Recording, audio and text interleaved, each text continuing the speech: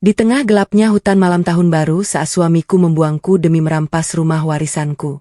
Ia tak sadar bahwa penyadap di ruang tamu telah merekam setiap bisik busuk pengkhianatan mereka.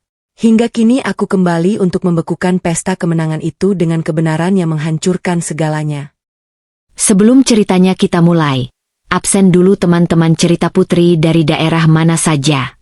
Bantu subscribe, like dan komen dari teman-teman semua sangat berarti buatku. Agar channel ini bisa berkembang dan tentunya bisa menghadirkan cerita yang lebih menyayat hati. Yang sudah subscribe, like, dan komen aku ucapkan terima kasih dan semoga selalu lancar rezekinya. Amin. Ayo kita mulai cerita kali ini. Ikuti sampai selesai ya. Hawa dingin dari pendingin ruangan di ruang tamu seolah tak mampu meredam kegelisahan yang merayap di tengkuk Andini. Sudah hampir 3 tahun pernikahan mereka berjalan. Namun baru kali ini ia merasakan suasana rumah yang begitu asing. Biasanya menjelang pergantian tahun, Bram akan sibuk dengan dunianya sendiri. Entah itu urusan kantor yang tak kunjung usai atau sekadar berkumpul dengan teman-temannya hingga larut malam. Namun seminggu terakhir ini, Bram berubah menjadi sosok suami yang sangat perhatian. Bahkan cenderung berlebihan. Andini memperhatikan suaminya yang sedang sibuk menata beberapa hiasan di sudut ruangan. Pria itu sesekali menoleh ke arahnya, memberikan senyum lebar yang biasanya hanya Andini dapatkan saat mereka masih dalam masa pendekatan dahulu. Namun, di balik senyum itu, Andini tidak merasakan kehangatan. Ia justru merasakan sebuah sandiwara yang dipoles dengan sangat rapi. "Kamu pucat sekali, sayang. Apa kamu kurang tidur?" tanya Bram sambil berjalan mendekat. Ia meletakkan telapak tangannya di dahi Andini. Sebuah gestur yang sudah berbulan-bulan tidak ia lakukan. Andini memaksakan diri untuk tetap diam. Meski nuraninya berteriak ingin menjauh, "Aku hanya sedikit lelah." "Bram, persiapan akhir tahun di kantor cukup menguras tenaga. Kalau begitu, kamu istirahat saja. Biar aku dan ibu yang mengurus persiapan makan malam besok," kata Bram lembut. Ia mengelus rambut Andini dengan gerakan yang terasa mekanis di mata istrinya. Sebutir keraguan jatuh di hati Andini. Kenapa sekarang? Kenapa setelah berbulan-bulan mereka hanya saling tegur sapa layaknya orang asing di bawah atap yang sama? Tiba-tiba Bram bersikap seolah mereka adalah pasangan paling bahagia. Pikiran Andini melayang pada percakapan dingin mereka 2 minggu lalu saat Bram mengeluh tentang cicilan mobilnya yang menunggak. Namun kini pria itu tampak begitu tenang. Seolah semua beban finansialnya telah menguap. Tak lama kemudian, suara ketukan pintu terdengar. Ibu Santi, ibu mertua Andini melangkah masuk dengan gaya angkuh yang berusaha ia sembunyikan di balik senyum palsu. Sejak awal pernikahan, Ibu Santi tidak pernah menyukai fakta bahwa rumah yang mereka tempati adalah warisan murni dari orang tua Andini. Bagi Ibu Santi, seorang istri harus menyerahkan segala miliknya kepada suami sebagai bentuk bakti. "Andini, kamu sudah lihat gaun yang dibelikan Bram untukmu?" tanya Ibu Santi tanpa basa-basi. Ia langsung duduk di sofa tanpa menunggu dipersilakan, menunjukkan dominasinya di rumah yang sebenarnya bukan miliknya. Bram benar-benar ingin malam tahun baru ini menjadi momen spesial. "Kamu harus menghargai usahanya." Andini menatap ibu mertuanya. Ada kilat penuh kemenangan di mata wanita tua itu. "Saya menghargainya, Bu. Tapi saya tidak merasa kita perlu berlebihan hanya untuk 1 malam." Ibu Santi mendengus, matanya menyipit. "Kamu ini selalu saja dingin. Bram sudah bekerja keras sebagai kepala keluarga. Setidaknya buatlah dia merasa memiliki kuasa di rumah ini. Jangan terus-menerus mengungkit bahwa ini rumah warisan orang tuamu." Kalimat itu seperti sembilu yang menyayat luka lama. Andini tahu bagi Ibu Santi dan Bram, rumah ini adalah incaran sejak lama. Rumah bergaya kolonial yang terawat rapi ini memiliki nilai investasi yang sangat tinggi. Selama ini, Andini menjaga sertifikatnya dengan sangat ketat di dalam brankas pribadi yang hanya ia yang tahu kodenya. Ketika malam semakin larut dan Ibu Santi sudah pamit ke kamar tamu, Andini melihat Bram masuk ke dalam ruang kerja kecil di sudut rumah. Bram tidak menyadari bahwa Andini memperhatikannya dari balik celah pintu yang sedikit terbuka. Pria itu tampak terburu-buru memasukkan beberapa lembar kertas ke dalam tas kerjanya, lalu menguncinya dengan rapi. Wajah manis yang tadi ia tunjukkan seketika hilang, digantikan oleh gurat kecemasan dan keserakahan yang nyata. Rasa penasaran yang bercampur dengan ketakutan membuat Andini tidak bisa memejamkan mata. Setelah memastikan Bram tertidur lelap di kamar karena kelelahan, Andini bangkit dengan kaki telanjang. Ia melangkah menuju ruang kerja. Jantungnya berdegup kencang. Seolah-olah ia adalah pencuri di rumahnya sendiri. Ia mencoba membuka tas kerja Bram terkunci. Namun, Andini teringat bahwa Bram sering menyimpan kunci cadangan di dalam laci meja yang tersembunyi. Setelah beberapa menit mencari dengan tangan gemetar, ia menemukannya. Dengan perlahan, ia membuka resleting tas tersebut. Di dalamnya terdapat sebuah map biru. Di lembar pertama, Andini melihat foto rumahnya. Di lembar kedua, jantungnya seakan berhenti berdetak. Itu adalah berkas balik nama properti. Namanya tertera di sana sebagai pihak pertama, namun tanda tangannya di atas materai terlihat sangat berbeda. Sebuah pemalsuan yang kasar, namun cukup meyakinkan bagi orang awam. Nama pihak kedua yang menerima pengalihan hak itu adalah Bramanto, suaminya sendiri. Ada sebuah catatan kecil yang ditempel di balik berkas itu dengan tulisan tangan Ibu Santi. Segera selesaikan sebelum tanggal 1. Jangan sampai dia curiga sebelum kita berhasil membawanya pergi. Lutut Andini lemas. Ia terduduk di lantai dingin sambil memegangi berkas tersebut. Semua kebaikan Bram seminggu terakhir, perhatiannya yang tiba-tiba dan rencana perayaan tahun baru itu bukan didasari oleh cinta, melainkan oleh rencana busuk untuk merampas satu-satunya peninggalan orang tuanya. Mereka ingin membuangnya setelah semua aset ini berpindah tangan. Air mata Andini jatuh, namun bukan karena sedih, melainkan karena rasa sesak akibat pengkhianatan yang begitu nyata.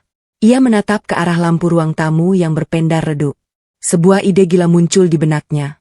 Sebuah keputusan kecil yang sangat berisiko, namun harus ia lakukan jika ingin bertahan hidup. Andini tidak mengembalikan berkas itu ke dalam tas. Ia membawanya ke dapur, memotret setiap lembar dengan ponselnya, lalu mengembalikannya sepisi mungkin. Namun ia tidak berhenti di situ. Dengan tangan yang masih gemetar, ia mengambil sebuah perangkat kecil dari laci perkakasnya. Sebuah alat penyadap mikro yang pernah ia beli saat mencurigai urusan kantor yang tidak beres beberapa bulan lalu, namun tak pernah berani ia pasang. Andini memanjat kursi kecil, membuka kap lampu di ruang tamu yang merupakan pusat segala percakapan di rumah itu, dan menempelkan alat tersebut di sana.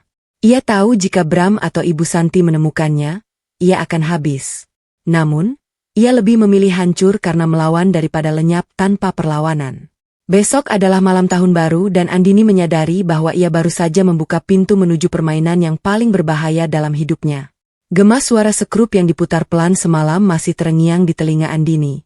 Seolah-olah bunyi logam tipis itu telah menyatu dengan detak jantungnya. Pagi itu, ruang tamu yang biasanya terasa hangat dengan sinar matahari yang menembus jendela kaca besar, kini tampak seperti medan perang yang penuh dengan ranjau. Pandangan Andini berkali-kali tertuju pada kap lampu gantung berbahan kuningan di tengah ruangan. Di sana, di balik hiasan ukirannya, sebuah perangkat hitam kecil telah tertanam, siap merekam setiap helaan napas pengkhianatan yang terjadi di rumah ini. Andini duduk di meja makan. Jemarinya melingkari cangkir kopi yang sudah mendingin. Ia harus menjaga ekspresi wajahnya agar tetap datar. Tidak boleh ada gura curiga, tidak boleh ada tatapan tajam. Ia harus menjadi Andini yang penurut. Istri yang dianggap Bram sudah masuk ke dalam jebakan. Manis yang pria itu tebar. Langkah kaki yang berat terdengar dari arah tangga. Bram turun dengan kemeja flanel yang rapi. Wajahnya tampak segar, sangat kontras dengan Andini yang menghabiskan malam dengan sisa-sisa air mata dan kengerian. Pagi, sayang. Siapa Bram? Ia mendekat, hendak mendaratkan kecupan di kening Andini. Namun, wanita itu dengan halus menunduk untuk mengambil sendok, membuat bibir Bram hanya mengenai udara. Bram tidak tampak tersinggung. Ia justru duduk dengan santai di hadapan Andini. Hari ini aku ada koordinasi terakhir dengan kantor sebelum cuti tahun baru besok. Mungkin akan sedikit sibuk. Andini hanya mengangguk kecil. Koordinasi apa, Bram? Bukankah biasanya kantor pusat sudah tutup sejak tanggal 30? Belum sempat Bram menjawab. Ponsel pria itu yang tergeletak di atas meja bergetar hebat. Nama Rika proyek pusat muncul di layar. Bram berdehem sedikit memperbaiki posisi duduknya. Namun ia tidak menjauhkan ponsel itu. Ia seolah ingin menunjukkan pada Andini bahwa tidak ada yang perlu disembunyikan. Ya, Rika, ada apa? Suara Bram terdengar sangat profesional. Namun, Andini menangkap ada nada yang lebih lunak di ujung kalimatnya. Andini tetap fokus pada kopinya, namun telinganya menajam. Suara di seberang sana terdengar nyaring. Suara seorang wanita yang terdengar percaya diri dan tajam. Itulah Rika. Selama ini Bram memperkenalkannya sebagai rekan kerja dari kantor pusat yang membantu urusan administrasi. Namun bagi Andini, kehadiran Rika di setiap percakapan telepon Bram belakangan ini terasa seperti duri yang sengaja ditonjolkan. Bram, berkas yang kemarin kita bicarakan ada yang kurang. Kamu harus pastikan tanda tangan itu sudah sah secara sistem hari ini. Kalau tidak, rencana kita untuk liburan besok bisa berantakan. Suara Rika terdengar cukup jelas di ruang makan yang sunyi itu. Iya, aku tahu. Aku akan ke kantor siang ini untuk memverifikasinya. Jawab Bram singkat. Matanya melirik ke arah Andini. Jangan lupa, Bram. Ibu juga sudah menunggu kepastiannya. Kita tidak punya banyak waktu sebelum malam tahun baru. Lanjut Rika. Alasan pekerjaan yang ia sampaikan terdengar sangat dipaksakan. Pekerjaan macam apa yang melibatkan ibu mertua di dalamnya? Setelah menutup telepon, Bram menatap Andini dengan senyum tipis yang memuakkan. Rika itu memang sangat disiplin. Kadang dia lupa kalau orang punya kehidupan pribadi. Maaf ya kalau dia mengganggu sarapan kita. Andini meremas serbet di bawah meja. Tanda tangan sah secara sistem. Kalimat Rika tadi mengonfirmasi berkas palsu yang ia temukan semalam. Rika bukan sekadar rekan kerja, dia adalah konspirator, wanita yang membantu Bram untuk merampas harta warisan orang tua Andini. Peran Rika di sini sangat jelas. Dia adalah sosok yang mendorong Bram untuk bertindak lebih cepat dan lebih berani. Tidak apa-apa Bram. Pekerjaan memang penting, ujar Andini pelan. Ia bangkit dari meja, membawa cangkirnya ke dapur. Ia butuh ruang untuk bernapas. Baru saja ia sampai di dapur, Ibu Santi masuk dengan daster batiknya yang mewah. Ibu mertuanya itu langsung menuju kulkas, membukanya tanpa izin, dan mulai mengomentari isinya. Andini, kamu tidak belanja untuk makan malam tahun baru besok. Bram bilang kalian mau merayakannya secara spesial. Jangan sampai memalukan kalau ada tamu yang datang. Sindir Ibu Santi. Tamu siapa, Bu? Tanya Andini tanpa menoleh. Ya, rekan-rekan Bram. Mungkin Rika juga akan mampir sebelum kalian berangkat ke villa. Dia itu sudah seperti keluarga bagi kami, sangat membantu urusan keluarga ini. Jawab Ibu Santi dengan nada yang sengaja menekankan posisi Rika di atas Andini. Tekanan emosional di dada Andini semakin menyesakkan. Di rumahnya sendiri, ia mulai diperlakukan seperti pelayan yang tidak tahu apa-apa. Sementara seorang wanita lain sedang dipersiapkan untuk menggantikan posisinya. Ibu Santi adalah penekan emosi yang paling ulung. Ia tahu persis di mana titik lemah Andini dan terus menekannya agar Andini merasa tidak berdaya. Siang harinya, Bram bersiap untuk pergi. Aku berangkat dulu ya. Kamu di rumah saja, istirahat, jangan banyak pikiran. Begitu mobil Bram meninggalkan halaman dan Ibu Santi masuk ke dalam kamarnya untuk tidur siang, Andini segera bergerak. Ia menuju ruang tamu. Jantungnya berpacu cepat. Ini adalah momen pertamanya untuk menguji apakah penyadap itu bekerja. Ia mengambil ponsel cadangan yang sudah ia sembunyikan di balik sofa, lalu memasang penyuara telinga, earphone. Dengan tangan gemetar, ia membuka aplikasi yang terhubung dengan alat di kap lampu. Awalnya hanya terdengar suara statis, namun kemudian suara gesekan pintu terdengar jelas. Andini membeku. Ternyata Bram tidak benar-benar pergi. Ia mendengar suara pintu depan terbuka kembali. Diikuti langkah kaki yang terburu-buru, Andini segera bersembunyi di balik lemari besar di ruang makan yang gelap. Dari tempat persembunyiannya, ia melihat Bram masuk kembali ke ruang tamu bersama Ibu Santi yang rupanya sudah menunggu di lorong. Bagaimana Rika bilang apa? Suara Ibu Santi terdengar jelas melalui earphone di telinga Andini. Aman, Bu. Rika sudah mengurus notarisnya. Malam tahun baru ini, setelah kita bawa Andini ke villa di hutan itu, dia tidak akan punya akses lagi ke rumah ini. Semua sudah berpindah tangan. Suara Bram terdengar dingin. Sangat berbeda dengan suara manisnya tadi pagi. Bagus. Pastikan dia tidak curiga. Biarkan dia merasa sedang diajak liburan romantis. Ibu sudah tidak sabar melihat wajahnya saat menyadari dia tidak punya apa-apa lagi. Ibu Santi tertawa kecil. Suara tawa yang membuat darah Andini terasa membeku. Andini mendekap mulutnya agar tidak berteriak. Keputusannya memasang penyadap adalah langkah kecil yang sangat berisiko. Namun informasi yang ia dapatkan jauh lebih mengerikan dari yang ia bayangkan. Mereka tidak hanya ingin hartanya, mereka ingin membuangnya di tempat yang jauh agar tidak bisa kembali. Andini menyadari bahwa ia tidak bisa hanya diam. Ia harus melakukan sesuatu sebelum besok malam. Namun jika ia lari sekarang, Bram akan tahu bahwa rencana mereka bocor dan mungkin akan melakukan tindakan yang lebih nekat. Dengan napas tersengal, Andini mengambil sebuah keputusan kecil yang berisiko tinggi. Ia tidak akan lari. Ia akan tetap mengikuti permainan mereka. Namun, ia harus memastikan rekaman ini tersimpan di tempat yang aman. Ia mengirim pesan singkat kepada Maya, sahabatnya yang ahli IT. Maya, aku butuh akses server awan rahasia sekarang. Jangan tanya kenapa, tapi hidupku bergantung pada ini. Andini kembali ke kamarnya tepat sebelum Bram benar-benar pergi untuk kedua kalinya. Ia berbaring di tempat tidur, menatap langit-langit, menyadari bahwa mulai detik ini setiap kata yang ia ucapkan dan setiap senyum yang ia berikan adalah bagian dari sandiwara demi mempertahankan nyawanya. Tekanan batinnya kini berubah menjadi tekad yang dingin. Ia bukan lagi mangsa. Ia adalah pengintai yang menunggu saat yang tepat untuk membalikkan keadaan. Suara tawa Ibu Santi yang terekam dalam penyadap itu masih berputar-putar di kepala Andini bagaikan kaset rusak yang menyiksa.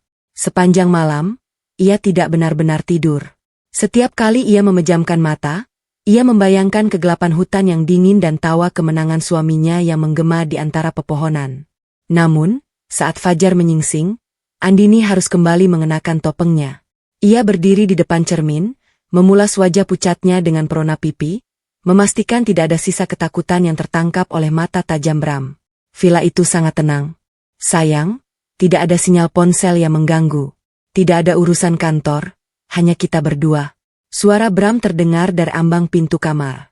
Ia berdiri di sana sambil menyandarkan bahu, tampak begitu tampan dengan kaos polo santai.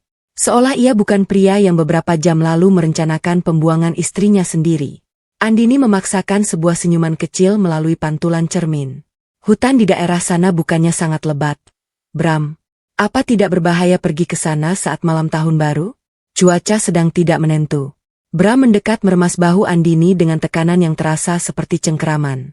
Justru itu seninya. Kita butuh tempat yang benar-benar terisolasi untuk memperbaiki semuanya. Aku ingin kita memulai tahun yang baru tanpa beban masa lalu. Tanpa beban masa lalu. Batin Andini perih. Maksud Bram adalah memulai hidup baru tanpa dirinya. Namun dengan rumah warisannya di bawah kekuasaan pria itu, Andini menarik napas panjang, berusaha menstabilkan detak jantungnya yang berpacu. Aku harus mampir ke rumah Dimas sebentar sebelum kita berangkat. Ada beberapa buku dan barang lama orang tua kami yang harus ku kembalikan padanya. Bram sempat mengernyit tanpa tidak suka dengan interupsi dalam jadwalnya. Kenapa harus sekarang? Kita bisa melakukannya setelah pulang nanti. Hanya sebentar. Bram, Dimas bilang dia akan pergi keluar kota besok. Aku tidak enak jika barang-barang itu terus menumpuk di gudang kita. Andini memberikan alasan yang logis. Ia butuh bertemu Dimas. Ia butuh melihat wajah seseorang yang benar-benar tulus mencintainya sebelum ia melangkah ke dalam perangkap yang mungkin akan mengakhiri hidupnya. Setelah perdebatan kecil, Bram akhirnya setuju. Mereka berangkat dengan mobil SUV hitam milik Bram. Di kursi belakang, tas-tas besar sudah tertata rapi. Andini tahu di salah satu tas mungkin tidak ada pakaian untuknya kembali pulang. Ibu Santi melepas mereka di halaman rumah dengan lambaian tangan yang lebar dan senyum yang lebih mirip seringai serigala. Hati-hati di jalan, Bram. Jaga istrimu baik-baik. Pastikan semuanya selesai dengan benar. Pesan Ibu Santi dengan penekanan pada kata terakhir. Andini hanya menatap lurus ke depan, enggan membalas tatapan ibu mertuanya. Mobil melaju membelah kemacetan kota menuju pinggiran di mana Dimas tinggal. Dimas adalah adik kandung Andini, seorang arsitek muda yang memiliki insting tajam. Selama ini, Dimas adalah penyeimbang batin Andini, satu-satunya orang yang akan selalu memihaknya tanpa syarat. Saat sampai di rumah Mil Dimas, Andini meminta Bram menunggu di mobil. Ia melangkah masuk ke halaman rumah adiknya dengan perasaan yang sangat berat. Mbak, tumben tidak mengabari kalau mau mampir. Sapa Dimas saat membuka pintu, ia menyadari ada sesuatu yang tidak beres. Mata kakaknya tampak redup. Meski bibirnya tersenyum, Andini menyerahkan sebuah kotak kecil berisi jam tangan kuno milik mendiang ayah mereka. Ini Dim, aku takut kalau kusimpan terus nanti malah rusak atau hilang. Lebih baik kamu yang pakai. Dimas menerima kotak itu, namun matanya tetap tertuju pada wajah kakaknya. Mbak, kamu oke? Kenapa bicaranya seperti orang yang mau pergi jauh? Dan kenapa Bram menunggu di mobil dengan mesin menyala seperti itu? Andini menelan ludah. Ia ingin berteriak, ingin memeluk Dimas dan menceritakan semuanya. Namun, Ia melihat Bram yang terus memperhatikan dari balik kaca mobil. Jika ia membocorkan rencana ini sekarang tanpa bukti hukum yang sah di tangan polisi, Bram bisa saja menghancurkan barang bukti atau melakukan hal yang lebih nekat pada Dimas. Kami mau pergi ke villa di dekat hutan untuk malam tahun baru. Ingin cari suasana baru saja, ujar Andini. Suaranya sedikit bergetar.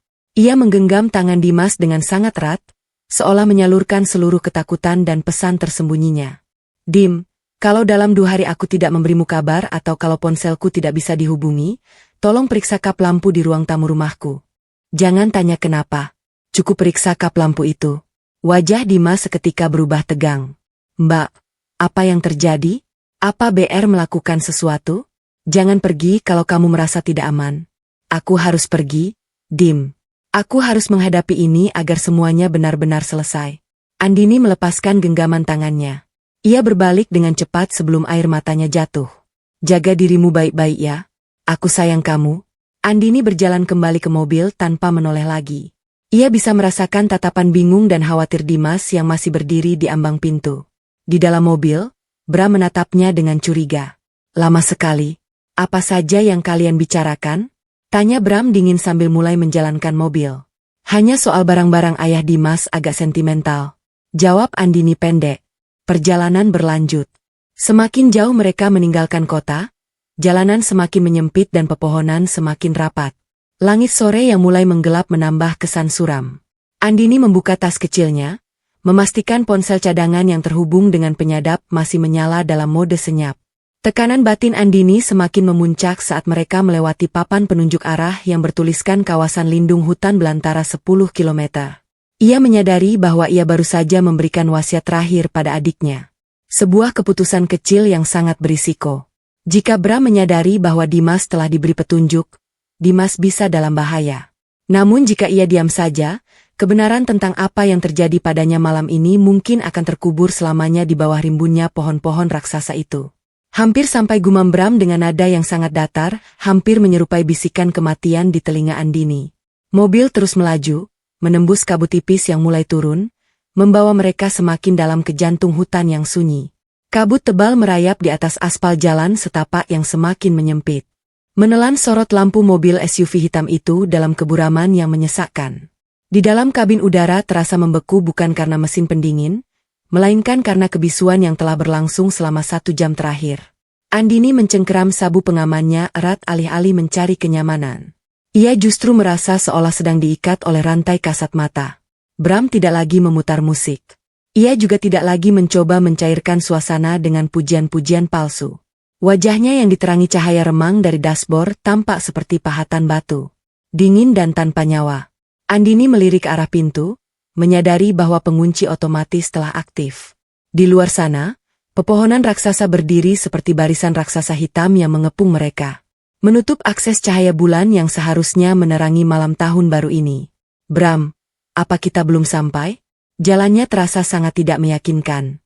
Suara Andini memecah kesunyian, bergetar tipis meski ia sudah berusaha sekuat tenaga untuk menutupinya. Bram tidak menjawab. Ia justru menginjak pedal gas lebih dalam, membuat ban mobil menderu saat melindas ranting-ranting kering dan tanah basah. Tiba-tiba mesin mobil itu mengeluarkan suara dentuman pelan diikuti dengan getaran hebat yang disengaja. Bram memutar kemudi ke arah bahu jalan yang ditumbuhi semak belukar berduri, lalu menginjak rem dengan kasar hingga tubuh Andini terhentak ke depan. Sial, mesinnya bermasalah, umpat Bram.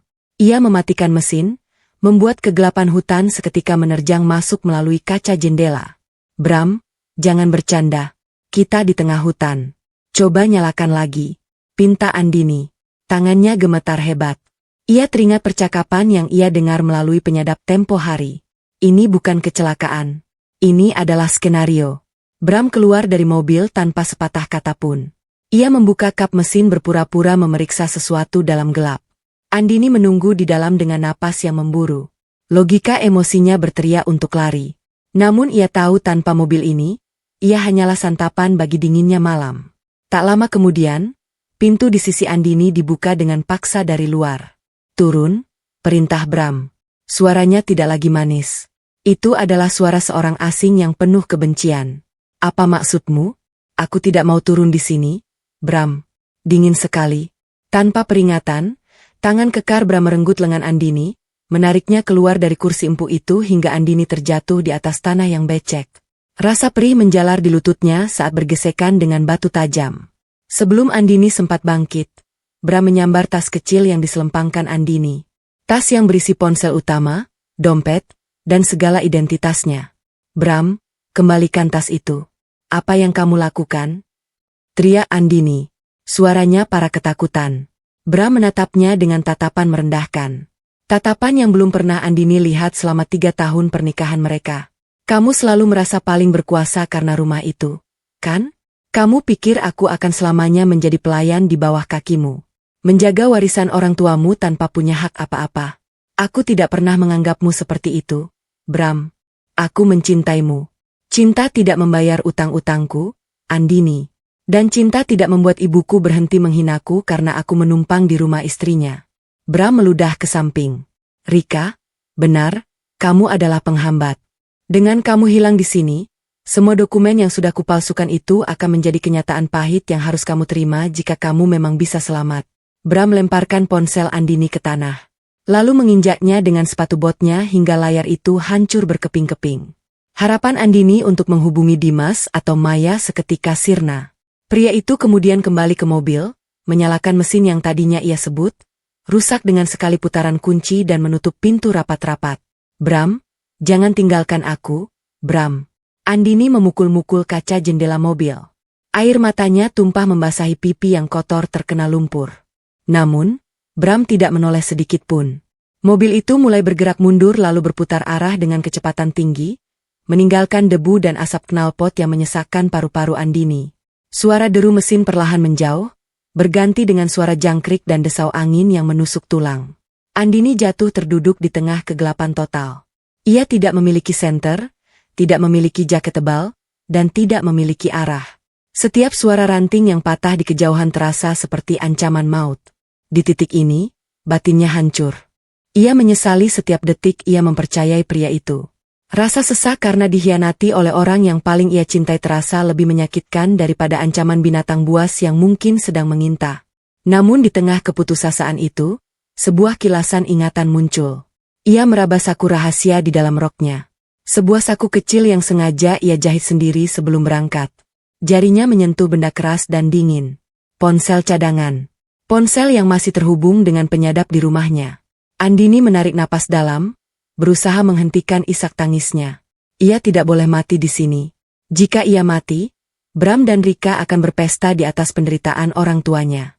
Ia berdiri dengan kaki yang masih gemetar, menatap kegelapan di depannya.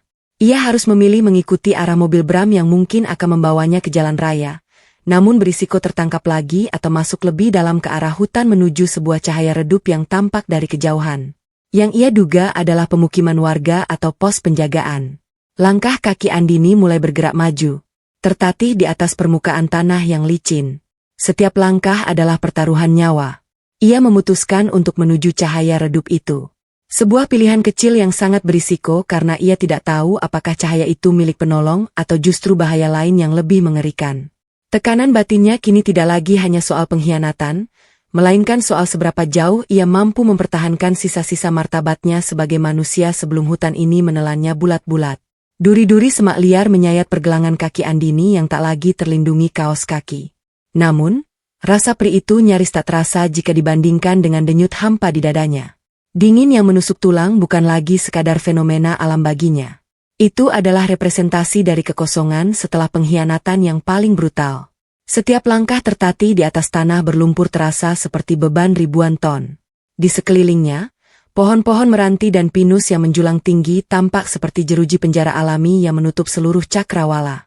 Andini berhenti sejenak, bersandar pada batang pohon yang kasar dan lembab. Napasnya tersengal, membentuk uap putih tipis di udara malam yang beku. Ia menatap cahaya redup yang tadinya ia kejar. Ternyata itu bukan sebuah pemukiman, melainkan sebuah lampu minyak kecil yang digantung di sebuah gubuk kosong. Mungkin tempat peristirahatan para penyadap karet atau pencari kayu. Harapan yang sempat membuncah seketika layu menyisakan ketakutan yang lebih dalam.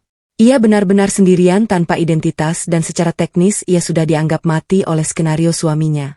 Sementara itu, ratusan kilometer dari kesunyian hutan yang mencekam, Deru mesin mobil SUV hitam Bram memecah ketenangan perumahan tempat tinggal mereka. Bram sengaja mematikan lampu depan saat memasuki gerbang, lalu menginjak rem dengan kasar hingga menimbulkan bunyi deit yang memancing perhatian. Ia keluar dari mobil dengan pakaian yang sengaja dikoyak sedikit di bagian bahu, rambut yang berantakan, dan wajah yang dipaksakan terlihat hancur. "Andini, Andini," teriak Bram. Suaranya parah bergema di tengah malam yang sunyi. Pintu rumah terbuka lebar. Ibu Santi berlari keluar dengan das terpanjangnya, memasang wajah cemas yang sudah ia latih di depan cermin selama berjam-jam. Di saat yang sama, seorang pria parubaya dengan sarung yang tersampir di bahu muncul dari rumah sebelah. Itu adalah Pak Broto, ketua RT setempat sekaligus saksi situasi yang selalu waspada terhadap dinamika lingkungannya. "Bram, ada apa ini? Mana Andini?" teriak Ibu Santi. Suaranya cukup nyaring untuk memastikan Pak Broto mendengarnya. Bram jatuh berlutut di atas aspal kasar, menutupi wajahnya dengan kedua tangan. "Ibu, Pak Broto." Andini pergi. Dia tega sekali. Pak Broto mendekat, meletakkan tangan di bahu Bram dengan rasa prihatin yang tulus. Sebagai tetangga yang telah melihat Andini tumbuh besar di rumah itu, ia merasa ada yang tidak beres. "Tenang, Nak, Bram. Apa yang terjadi? Kalian bukannya pergi merayakan tahun baru?" Bram mengangkat wajahnya yang tampak sembab. "Di tengah jalan, saat saya berhenti untuk memeriksa ban, sebuah mobil lain datang. Seorang pria keluar dan Andini langsung masuk ke mobil itu. Dia bilang dia sudah lelah hidup pura-pura dengan saya. Dia bilang dia ingin memulai hidup baru dengan pria yang lebih kaya. Dia membawa semua perhiasan dan dokumen pentingnya." "Pak, astaga." Ibu Santi menutup mulutnya, berakting seolah hampir pingsan. "Andini tega melakukan itu pada anakku. Padahal rumah ini sudah dijaga Bram dengan sepenuh hati." Pak Broto tertegun. Penjelasan Bram terasa begitu mendadak dan emosional. Namun melihat kondisi mobil dan keadaan fisik Bram yang tampak terguncang, ia tidak punya alasan untuk tidak percaya. Di matanya, Bram adalah suami yang selama ini tampak sabar menghadapi sikap Andini yang pendiam. Fitnah itu mulai merambat. Mengotori nama baik Andini bahkan sebelum wanita itu sempat membela diri di dalam gubuk kosong di pinggiran hutan. Andini merogoh saku rahasianya. Ia mengeluarkan ponsel cadangan yang layarnya sedikit retak akibat terjatuh tadi. Dengan sisa baterai 30%, ia mencoba menangkap sinyal. Beruntung posisi gubuk itu berada di titik yang sedikit lebih tinggi. Sinyal naik turun. Satu bar muncul dan menghilang. Ia menekan aplikasi penyadap. Suara statis memenuhi penyuara telinga. Namun kemudian ia mendengar isak tangis palsu suaminya. Ia mendengar suara Pak Broto yang berusaha menenangkan Bram dan suara Ibu Santi yang mulai membicarakan tentang penguasaan aset rumah karena istri yang tidak tahu diri. Andini memejamkan mata. Air matanya jatuh membasahi layar ponsel. Batinnya menjerit. Ia melihat dirinya dari perspektif mereka. Seorang istri pengkhianat yang lari dengan lelaki lain. Bram tidak hanya membuang fisiknya di tengah hutan, ia sedang membunuh karakter Andini di hadapan dunia. Luka pengkhianatan itu kini berubah menjadi kemarahan yang dingin dan tajam. "Kalian pikir aku sudah habis batin Andini?" Rasa takut akan kegelapan hutan perlahan tertutup oleh keinginan untuk membalas dendam. Namun, masalah fisik tetap ada. Suhu tubuhnya mulai turun dan perutnya melilit karena lapar. Ia tahu ia tidak bisa tinggal di gubuk ini sampai pagi jika ingin selamat dari serangan hipotermia. Andini melihat sebuah jalan setapak kecil yang tampaknya sering dilalui kendaraan bermotor, mungkin jalur logistik warga desa. Ia teringat peringatan Pak RT dalam ingatannya bahwa daerah ini rawan bagi pendatang. Namun ia tidak punya pilihan. Ia harus mengambil risiko. Andini bangkit. Kakinya yang bengkak dipaksa melangkah menuju jalan setapak itu.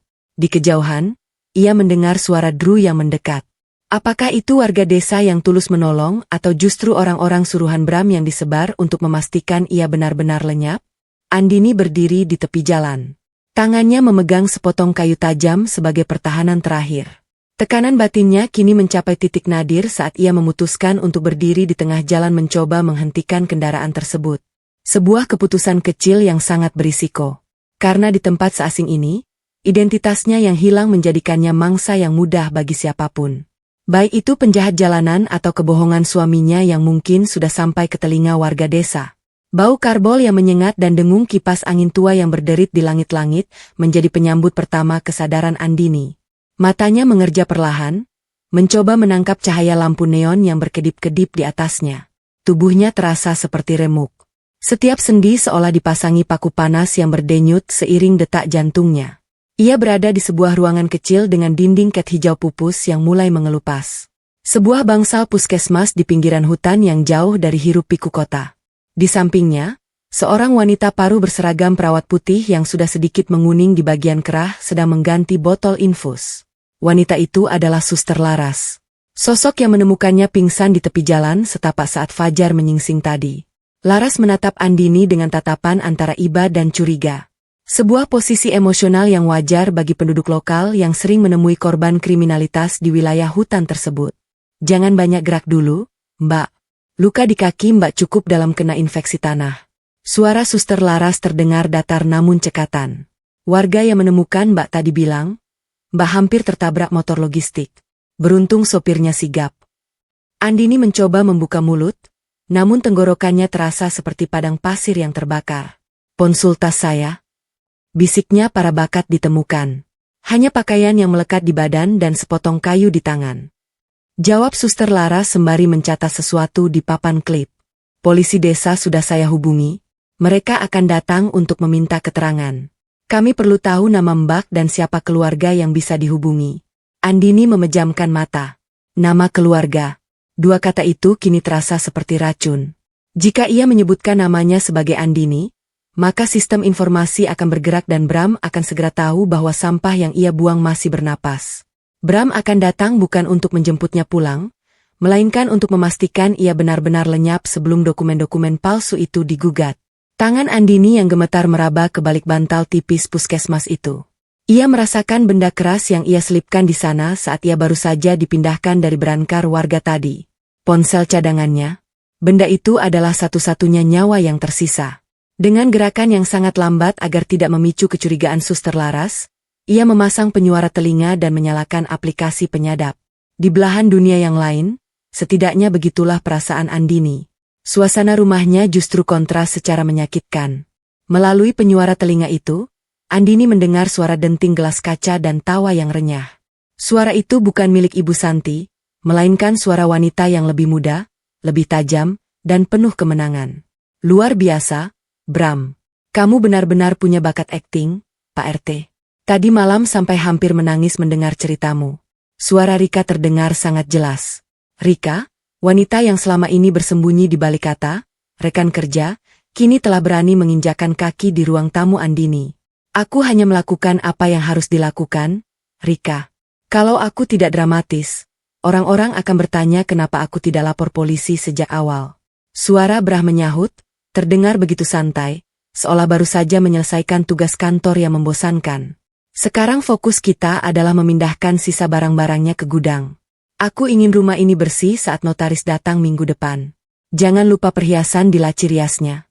Bram, itu hak kita sebagai biaya pembersihan namanya. Selau Santi dengan nada rakus yang tak lagi disembunyikan.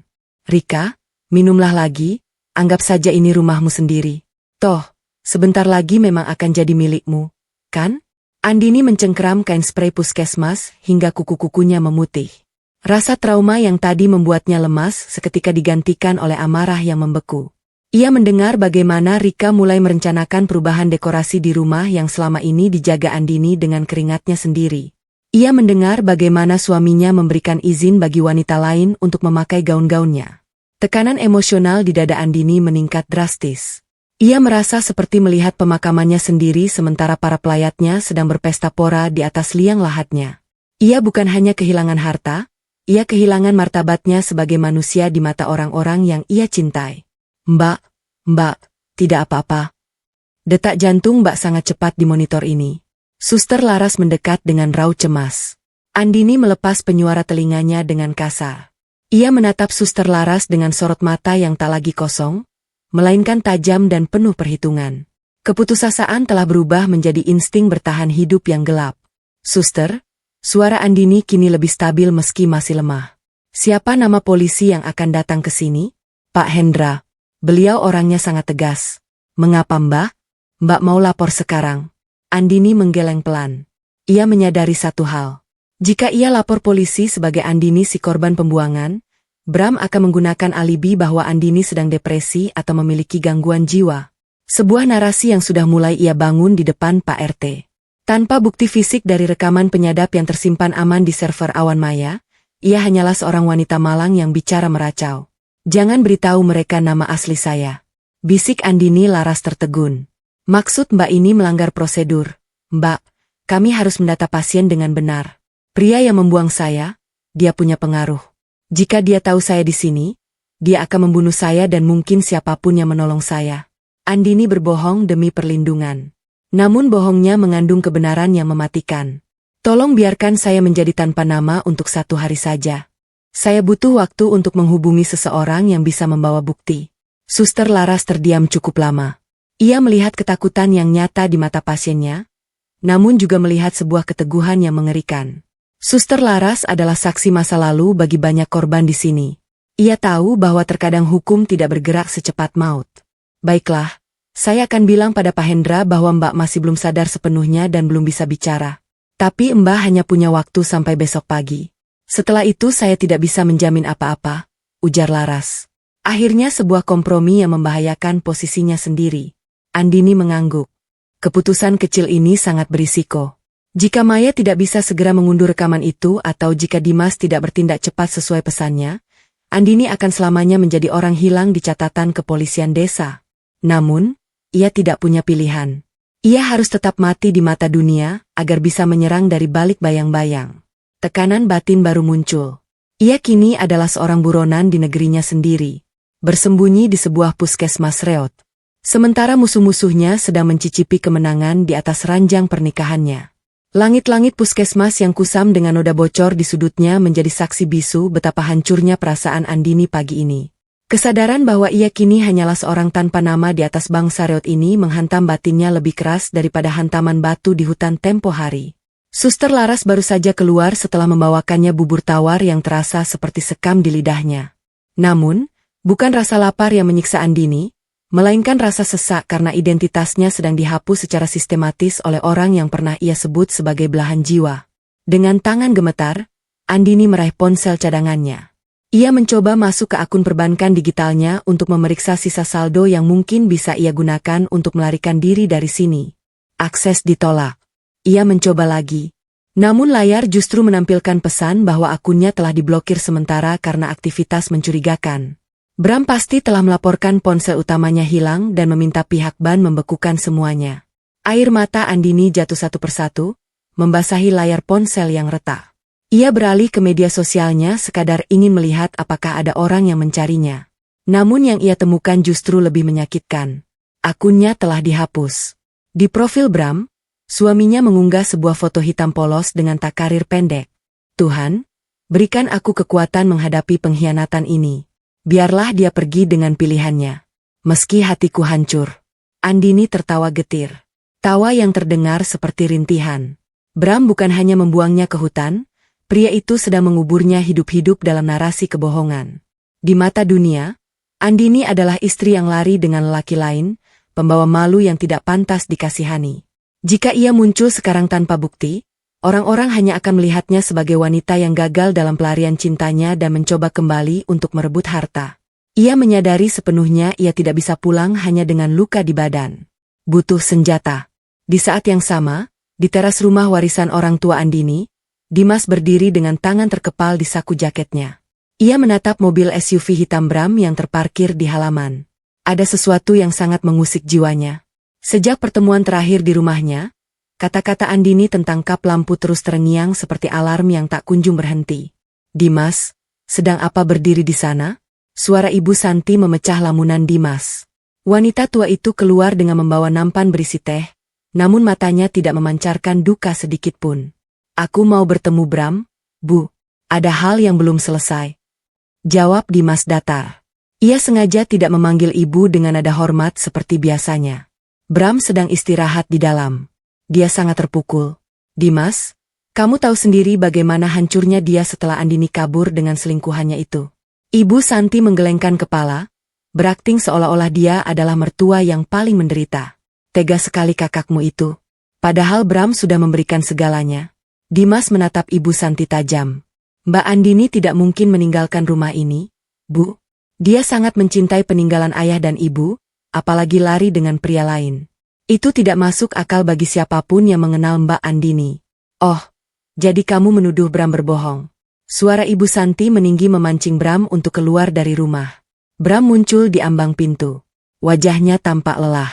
Sebuah lelah yang terlalu rapi di mata Dimas. Sudahlah, Bu. Dimas wajar kalau tidak percaya dia adiknya. Tapi fakta berbicara lain. Dimas. Mobil pria itu menjemputnya di depan mataku sendiri. Dimas melangkah maju melewati Bram tanpa permisi dan masuk ke ruang tamu. Ia mencium bau parfum yang sangat ia kenali. Bukan parfum Andini, melainkan parfum wanita yang lebih tajam. Di atas meja ada sebuah tas tangan mewah yang jelas bukan milik kakaknya. Rika, rekan kerja Bram yang selalu ia bicarakan sedang duduk di sofa ruang dalam tampak sangat nyaman menyesap kopi. Rika sedikit terkejut melihat kehadiran Dimas, namun ia segera menguasai diri. Oh, halo, Dimas. Aku hanya mampir untuk membantu Bram mengurus berkas kantor yang tertunda karena masalah ini, ucap Rika dengan nada manis yang dibuat-buat. Dimas mengabaikan Rika.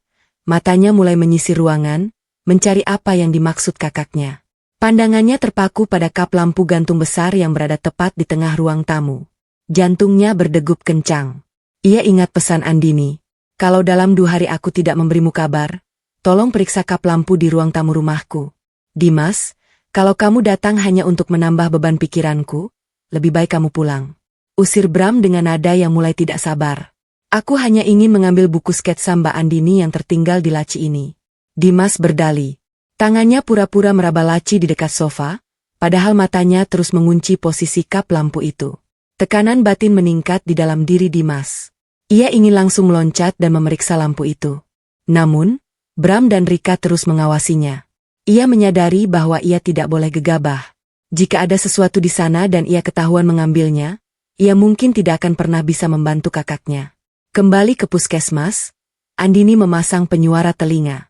Ia mendengar setiap kata dalam percakapan di ruang tamunya. Ia mendengar suara adiknya, suara yang memberinya sedikit harapan di tengah keputusasaan. Namun, ia juga mendengar betapa licinnya Bram dan betapa beraninya Rika menguasai rumahnya. Rasa takut Andini kini berubah menjadi kecemasan yang akut. Bagaimana jika Dimas gagal? Bagaimana jika Bram menyadari pergerakan Dimas? Andini melihat ponselnya. Baterai tinggal 15%. Ia harus melakukan sesuatu yang sangat berisiko. Ia tahu nomor ponsel Dimas tidak akan aman jika ia hubungi secara langsung. Bram mungkin saja memantau daftar panggilan adiknya atau bahkan menyadapnya kembali. Andini menarik napas panjang, menahan perih di perutnya. Ia membuka aplikasi pesan dan mengetikkan sebuah kode yang hanya ia dan Dimas yang tahu sejak kecil. Sebuah bahasa isyarat menggunakan judul lagu-lagu lama yang sering mereka dengarkan bersama ayah mereka. Ia mengirimkan 1 baris kalimat kepada Dimas. Pelangi di matamu. Track 4 menit kedua. Itu bukan sekadar lagu. Itu adalah petunjuk ke sebuah folder tersembunyi di dalam server awan yang hanya bisa diakses dengan kata sandi yang merujuk pada menit tersebut. Andini tahu ini berisiko. Jika Bram melihat pesan ini, dia akan curiga. Namun, Andini tidak punya waktu lagi. Suster Laras akan segera menyerahkannya pada polisi desa dan ia harus memastikan Dimas memiliki senjata itu sebelum ia benar-benar hilang dari radar. Tekanan batin baru menghimpitnya. Ia baru saja melemparkan dadu terakhirnya. Jika Dimas mengerti, mereka punya peluang. Jika tidak, pesan itu hanya akan menjadi bukti bagi Bram bahwa istrinya masih hidup dan sedang mencoba melawannya. Yang berarti Bram akan kembali untuk menyelesaikannya. Lampu neon di langit-langit bangsal puskesmas berkedip gelisah, seolah-olah ikut merasakan kecemasan yang mendenyut di pelipis Andini. Suara jangkrik dari luar jendela yang berbatasan langsung dengan vegetasi liar hutan terdengar, seperti ejekan bagi Andini yang masih terbaring lemah. Ia melirik sisa baterai ponsel cadangannya. Angka 8% menyala merah. Sebuah peringatan maut bagi satu-satunya penyambung nyawanya dengan dunia luar. Dengan jemari yang gemetar karena trauma dan dingin yang belum sepenuhnya luruh, Andini mengetik pesan terakhir kepada Maya. Maya bukan sekadar sahabat. Dia adalah seorang analis data di sebuah perusahaan keamanan siber yang selama ini menjadi tempat Andini berkeluh kesah tentang keanehan keuangan Bram. Jika ada satu orang di dunia ini yang bisa menembus enkripsi server awan rahasia yang ia buat, orang itu adalah Maya. Mei, ini aku. Jangan telepon, hanya baca. Buka server Lentera. Ada file audio masuk otomatis dari rumah. Tolong unduh dan amankan. Aku sedang di tempat yang tidak aman. Jangan hubungi polisi dulu. Tolong. Andini menahan napas saat status pesan itu berubah menjadi centang 2 biru. Beberapa menit berlalu dalam kesunyian yang mencekam hingga ponsel itu bergetar pendek. Sebuah balasan masuk. Andini, kamu di mana? Bram bilang kamu lari keluar kota. Aku sedang akses datanya. Tunggu. Di seberang sana, di sebuah apartemen kecil di pusat kota, Maya duduk di depan 3 monitor yang berpendar terang. Wajahnya yang biasanya ceria kini tampak pucat. Ia melihat aliran data yang masuk ke server Lentera. Sebuah folder yang awalnya dibuat Andini hanya untuk mencatat pengeluaran rumah tangga yang mencurigakan. Namun, apa yang ia temukan malam ini bukan sekadar angka-angka. Itu adalah suara manusia. Suara-suara yang ia kenali dengan baik. Maya menekan tombol play pada berkas audio terbaru yang berlabel Ruang Tamu 31 Desember. Awalnya hanya terdengar denting sendok dan piring. Kemudian suara tawa yang sangat renyah pecah.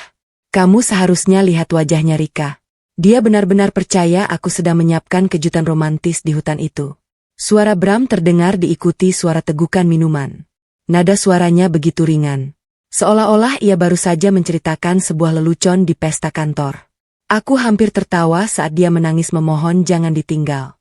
Untung aku pakai kacamata hitam, jadi dia tidak lihat mataku yang sudah tidak sabar ingin menginjak gas. Sambung Bram lagi. Maya menutup mulutnya dengan tangan. Matanya terbelalak menatap layar. Namun kengerian itu belum berakhir. Sudahlah. Yang penting sekarang dia sudah jadi sejarah. Suara Ibu Santi menyambar, terdengar tajam dan tanpa ampun. Tadi Pak RT sudah benar-benar percaya dia lari dengan lelaki lain. Sekarang, Rika, kamu sudah bisa mulai pindahkan barang-barangmu ke kamar utama. Ibu sudah muak mencium bau parfum Andini di rumah ini. Terima kasih, Bu. Sahut Rika dengan nada manja yang memuakkan. Bram, pastikan besok notaris itu datang. Aku tidak mau rumah ini masih atas nama. Orang hilang terlalu lama. Bagaimana kalau dia tiba-tiba ditemukan warga? Bram tertawa lagi. Tawa yang membuat Maya merinding hingga ke tulang belakang. Di tengah belantara itu, tanpa ponsel, tanpa identitas, kalaupun dia tidak mati kedinginan, dia akan jadi gila. Tidak akan ada yang percaya kata-kata wanita gila yang kotor dan gelandangan. Dia sudah mati bagi dunia, sayang. Rekaman itu berakhir dengan suara denting gelas yang beradu. Sebuah perayaan atas kematian Andini. Kembali ke puskesmas. Andini membaca pesan-pesan panik dari Maya yang masuk bertubi-tubi. Maya mengirimkan potongan transkrip yang baru saja ia dengar. Setiap kata yang dibaca Andini terasa seperti silet yang mengiris batinnya. Ia mengira ia sudah mencapai puncak rasa sakit saat dibuang di hutan. Namun, mendengar mereka menertawakan penderitaannya seperti sebuah hiburan malam pergantian tahun adalah penghancuran harga diri yang jauh lebih kejam. Mereka menertawakanku, batin Andini. Ibu Santi, wanita yang kumasakan sarapan setiap pagi. Bram, pria yang kupeluk setiap malam. Mereka menganggap nyawaku tidak lebih berharga daripada selembar sertifikat rumah. Rasa takut yang selama ini menghimpitnya perlahan-lahan menguap, digantikan oleh kekosongan yang dingin dan tajam. Emosinya membeku. Ia tidak lagi menangis. Ia menyadari bahwa memohon belas kasihan adalah kesia-siaan. Jika dunia menganggapnya sudah mati, maka ia akan menggunakan status hantu itu untuk menghantui mereka hingga ke dasar neraka. Mbak Andini. Suara suster Laras mengejutkannya dari kegelapan batin. Perawat itu masuk dengan wajah tegang. Pak Hendra, polisi desa sudah ada di depan. Dia bersikeras ingin mengambil sidik jari Mbak karena ada laporan orang hilang dengan ciri-ciri mirip Mbak dari kota. Andini tersentak. Laporan orang hilang. Itu pasti taktik Bram untuk memastikan keberadaannya secara legal atau justru cara untuk membawanya kembali ke bawah kendalinya. Jika ia menyerahkan sidik jarinya sekarang, sistem kepolisian akan memberitahu Bram dalam hitungan jam. Suster, tolong jangan sekarang, bisik Andini. Suaranya kini terdengar berbeda, lebih tegas dan berwibawa meski lemah. Tapi saya tidak bisa menghalanginya lagi, Mbak. Dia sudah di depan pintu. Suster Laras tanpa ketakutan. Andini melihat ponselnya. Baterai 1%. Ia segera mengirim pesan terakhir ke Maya. Simpan semuanya. Jangan berikan pada siapapun kecuali Dimas. Aku harus pergi dari sini sebelum mereka menemukanku. Ponsel itu mati total tepat. Setelah pesan terkirim. Andini menarik paksa jarum infus dari punggung tangannya, mengabaikan rasa perih dan tetesan darah yang mulai membasahi sprei. Ia harus membuat keputusan paling berisiko dalam hidupnya. Melarikan diri dari puskesmas itu dalam kondisi fisik yang belum pulih, menyelinap di antara kegelapan desa yang asing, dan menjadi bayangan yang tak terdeteksi. Ia tidak bisa pulang sebagai korban. Ia harus tetap menghilang sampai saat yang tepat untuk muncul sebagai hakim bagi mereka semua. Tekanan batin baru menghimpitnya. Ia kini benar-benar menjadi buronan tanpa identitas. Mempertaruhkan nyawanya sekali lagi pada kegelapan malam demi sebuah rencana pembalasan yang baru saja tumbuh di kepalanya. Lantai semen gudang logistik itu terasa seperti es yang menembus kulit tipis Andini. Di sekelilingnya, tumpukan karung beras dan peti-peti kayu pengiriman barang pelabuhan menjulang tinggi, menciptakan labirin gelap yang hanya diterangi oleh satu lampu bohlam kuning yang berayun di langit-langit. Napas Andini masih tersengal. Dadanya terasa nyeri akibat lari dari puskesmas tadi. Di tangannya, selembar kain kasa yang ia temukan di pojok gudang membalut punggung tangan yang masih mengeluarkan darah akibat tarikan paksa jarum infus. Ia meringkuk di balik tumpukan peti, memeluk lututnya sendiri. Kesadaran bahwa ia kini tidak lebih dari sekadar bayangan yang tidak diinginkan oleh siapapun menghantam batinnya. Ia merasa terasing di dunianya sendiri. Semua aksesnya diputus, namanya dicemari, dan kini ia harus bersembunyi seperti pencuri di tanah kelahirannya. Rasa sesak itu hampir membuatnya menyerah. Namun ingatan akan suara tawa Rika di ruang tamunya semalam kembali membakar sisa tenaga yang ia miliki. Seorang pria tua dengan seragam penjaga yang sudah kusam melangkah masuk ke area gudang. Namanya Mang Jaja. Ia adalah penjaga malam di depot logistik ini. Langkah kakinya yang berat dan bunyi gesekan sandal jepitnya di lantai semen membuat Andini menahan napas. Mang Jaja berhenti tepat di depan tumpukan peti tempat Andini bersembunyi. Ia mengendus udara. Mungkin mencium bau antiseptik yang masih melekat pada tubuh Andini. Siapa di situ? Suara Mang Jaja terdengar serak, namun tidak mengancam. Ia tidak membawa senjata, hanya sebuah senter kecil yang sinarnya mulai meredup. Andini perlahan muncul dari kegelapan. Ia mengangkat tangannya, menunjukkan bahwa ia tidak berbahaya. Wajahnya yang kotor dan bajunya yang berantakan membuat Mang Jaja mundur selangkah karena terkejut. "Tolong, Pak. Saya hanya butuh tempat berlindung sebentar. Saya bukan orang jahat," bisik Andini dengan suara yang nyaris hilang. Mang Jaja menatap Andini dari ujung kepala sampai ujung kaki. Ia melihat luka di tangan Andini dan sorot mata yang penuh penderitaan namun tajam. Sebagai pria yang sudah puluhan tahun bekerja di perbatasan hutan dan pelabuhan, ia sudah terbiasa melihat orang-orang yang sedang melarikan diri dari masalah. Posisi emosionalnya tidak menghakimi. Ia bersikap netral namun waspada. "Kamu dari puskesmas desa itu?" Suster Laras tadi sempat berteriak-teriak mencari pasien yang hilang. Tanya Mang Jajah. Ia tidak melaporkan Andini. Ia justru duduk di atas peti kosong dan meletakkan senternya. Andini mengangguk pelan. "Suami saya ingin membunuh saya. Jika saya kembali sekarang tanpa bukti, saya akan habis." Mang Jaja terdiam cukup lama. Lalu ia merogoh saku celananya dan mengeluarkan sebuah pengisi daya ponsel universal tua. "Gunakan ini. Di pojok sana ada lubang listrik. Ponselmu mati, kan? Saya tahu orang kota tidak bisa hidup tanpa benda itu." Andini menerima benda itu dengan rasa syukur yang tak terhingga. Ia segera menuju pojok ruangan dan mengisi daya ponsel cadangannya. Butuh waktu 10 menit yang terasa seperti selamanya hingga layar ponsel itu kembali menyala. Begitu aplikasi penyadap itu terbuka, suara-suara dari ruang tamunya kembali menginvasi telinganya melalui penyuara telinga yang ia pasang dengan hati-hati. "Jadi, kapan tanda tangannya?" Suara Rika terdengar melalui pengeras suara. Tampaknya ia sedang berbicara di dekat lampu ruang tamu itu. 3 hari lagi, hari Senin pagi, suara Brah menyahut. Terdengar sangat bersemangat. Pihak pengembang sudah setuju dengan harga 2 miliar. Mereka tidak peduli dengan status istriku yang hilang. Selama dokumen balik nama yang kita buat itu sudah masuk sistem notaris mereka. Andini tersentak 2 miliar. Itulah harga nyawanya di mata Bram. Pria itu akan menjual rumah warisan orang tuanya kepada pihak ketiga dalam waktu 3 hari. Jika transaksi itu terjadi dan sertifikat berpindah tangan kepada pengembang, maka perjuangan Andini untuk merebut kembali rumah itu akan menjadi sangat sulit secara hukum.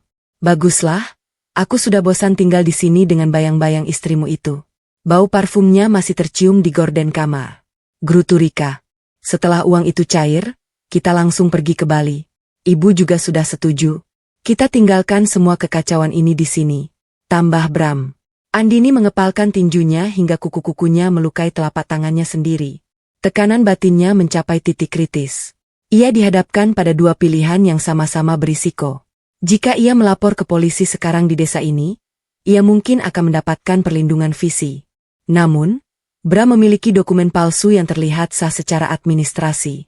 Tanpa kehadiran maya dan bukti audio yang lengkap yang sudah terunduh sempurna. Polisi mungkin hanya akan menganggap ini sebagai masalah domestik atau bahkan mempercayai narasi Bram bahwa Andini sedang mengalami gangguan jiwa akibat perselingkuhan yang dituduhkan. Jika polisi membawanya pulang, ia justru akan masuk ke dalam kandang singa sebelum ia siap bertempur. Namun, jika ia menunggu sampai hari Senin untuk muncul di saat transaksi itu terjadi, ia mempertaruhkan segalanya. Ia harus bertahan hidup di gudang ini selama 3 hari tanpa obat dan makanan yang layak. Ia harus memastikan Maya berhasil mengirimkan semua data ke Dimas. Risiko terbesarnya adalah jika ia terlambat 1 menit saja, rumah itu akan hilang selamanya. Kenapa kamu gemetar? Suara Mang Jaja mengagetkannya. Pria itu menyodorkan sebotol air mineral dan sebungkus biskuit. Andini menatap air itu lalu menatap Mang Jaja. Pak, kalau saya harus pergi ke kota dalam kondisi seperti ini, apa ada truk logistik yang bisa membawa saya secara diam-diam? Mang Jaja menggaruk kepalanya yang tidak gatal. Ada truk pengangkut pupuk besok malam, tapi perjalanannya sangat berat dan kamu harus bersembunyi di bawah terpal. Kalau ketahuan, sopirnya bisa kena masalah. Andini meneguk air itu dengan rakus. Merasakan kesegaran yang membakar tenggorokannya yang kering. Pilihan emosionalnya kini telah bulat. Ia tidak akan lapor polisi sebagai korban yang lemah. Ia akan muncul sebagai kejutan yang menghancurkan di saat mereka merasa paling menang. Ia memutuskan untuk menunggu saat yang paling menghancurkan bagi mereka. Saat di mana mereka sudah merasa uang 2 miliar itu ada di tangan, saat di mana mereka merasa sudah berhasil menyingkirkannya selamanya. Saya akan ikut truk itu besok. Malam, Pak. Ujar Andini dengan nada dingin yang belum pernah ia miliki sebelumnya.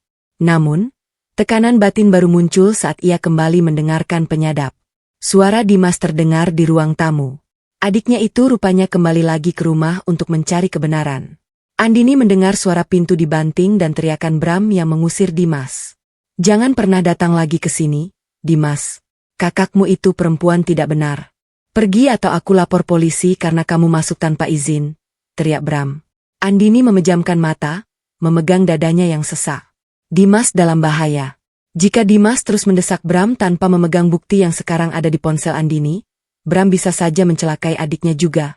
Keputusan Andini untuk menunggu 3 hari lagi menjadi taruhan yang sangat berisiko bukan hanya bagi dirinya, tapi juga bagi keselamatan satu-satunya anggota keluarga yang masih ia miliki.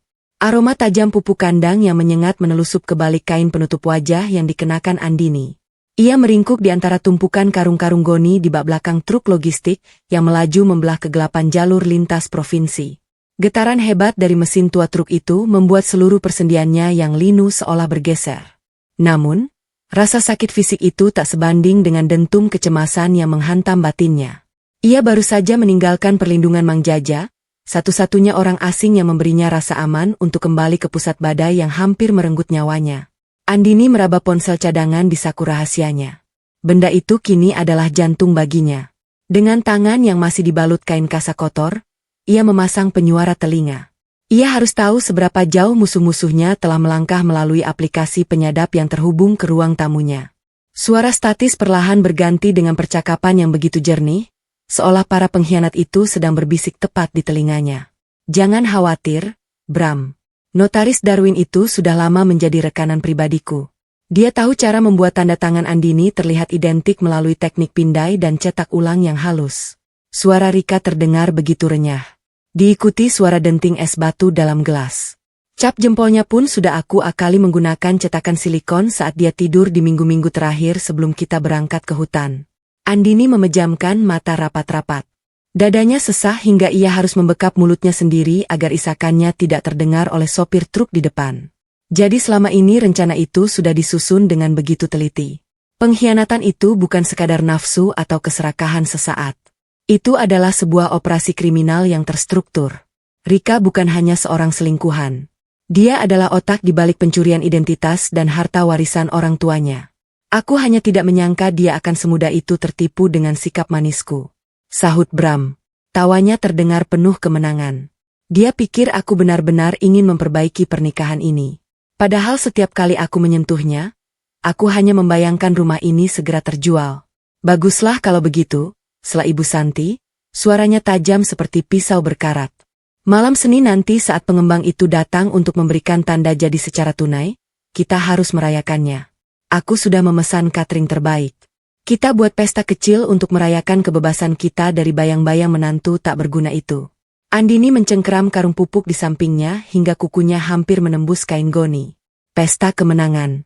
Mereka akan berpesta di atas tanah yang dipenuhi kenangan masa kecilnya. Menggunakan uang hasil pemalsuan yang direncanakan oleh Rika.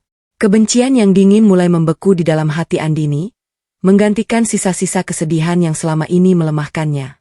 Jika mereka menginginkan sebuah pesta, maka Andini akan memastikan bahwa dia adalah tamu kejutan yang akan mengubah perayaan itu menjadi upacara pemakaman bagi reputasi mereka. Pikiran Andini mulai bekerja dengan presisi yang menakutkan. Ia tidak bisa sekadar muncul dan berteriak. Ia harus menjadi sutradara dari kehancuran mereka sendiri. Ia membuka aplikasi pesan dan melihat data yang dikirimkan Maya. Maya telah berhasil mengamankan rekaman audio dari malam pembuangan hingga percakapan barusan di server awan. Maya ketik Andini dengan jemari yang dingin. Jangan kirim bukti itu ke polisi dulu. Aku punya rencana yang lebih efektif. Bisakah kamu mengatur agar rekaman ini diputar secara otomatis melalui sistem pengeras suara pintar yang dipasang Bram di ruang tamu? Aku ingin mereka mendengar suara mereka sendiri saat semua tamu ada di sana. Balasan Maya masuk beberapa detik kemudian. Andini, itu sangat berisiko. Kalau mereka sadar sebelum rekaman selesai, mereka bisa menghancurkan alatnya. Kenapa tidak lapor polisi sekarang saja? Karena polisi hanya akan memenjarakan mereka. Balas Andini dengan tatapan kosong menembus lubang kecil di terpal truk. Aku ingin mereka kehilangan segalanya. Harta, nama baik, dan harga diri mereka di depan orang-orang yang selama ini mereka bohongi. Aku ingin mereka melihatku bangkit dari kubur saat mereka merasa paling menang. Truk berhenti sejenak di sebuah pom bensin pinggiran kota. Andini melihat keluar, menatap lampu-lampu kota yang mulai terlihat di kejauhan. Ia menyadari posisinya semakin terjepit. Ia tidak memiliki uang tunai yang cukup.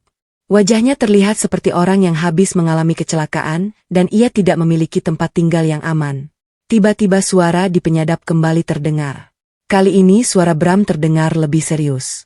Ibu Rika, ada satu masalah. Dimas terus-menerus menerorku dengan pesan singkat. Dia bilang dia akan membawa pengacara untuk meninjau ulang sertifikat asli yang ada di ban.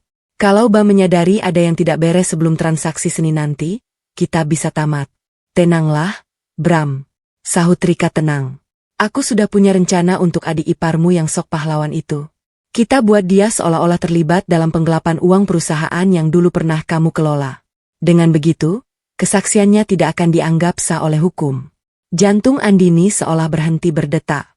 Mereka tidak hanya mengincarnya, tapi juga ingin menghancurkan Dimas. Tekanan batinnya kini mencapai titik didih. Keinginannya untuk bersembunyi hingga hari Senin kini goyah.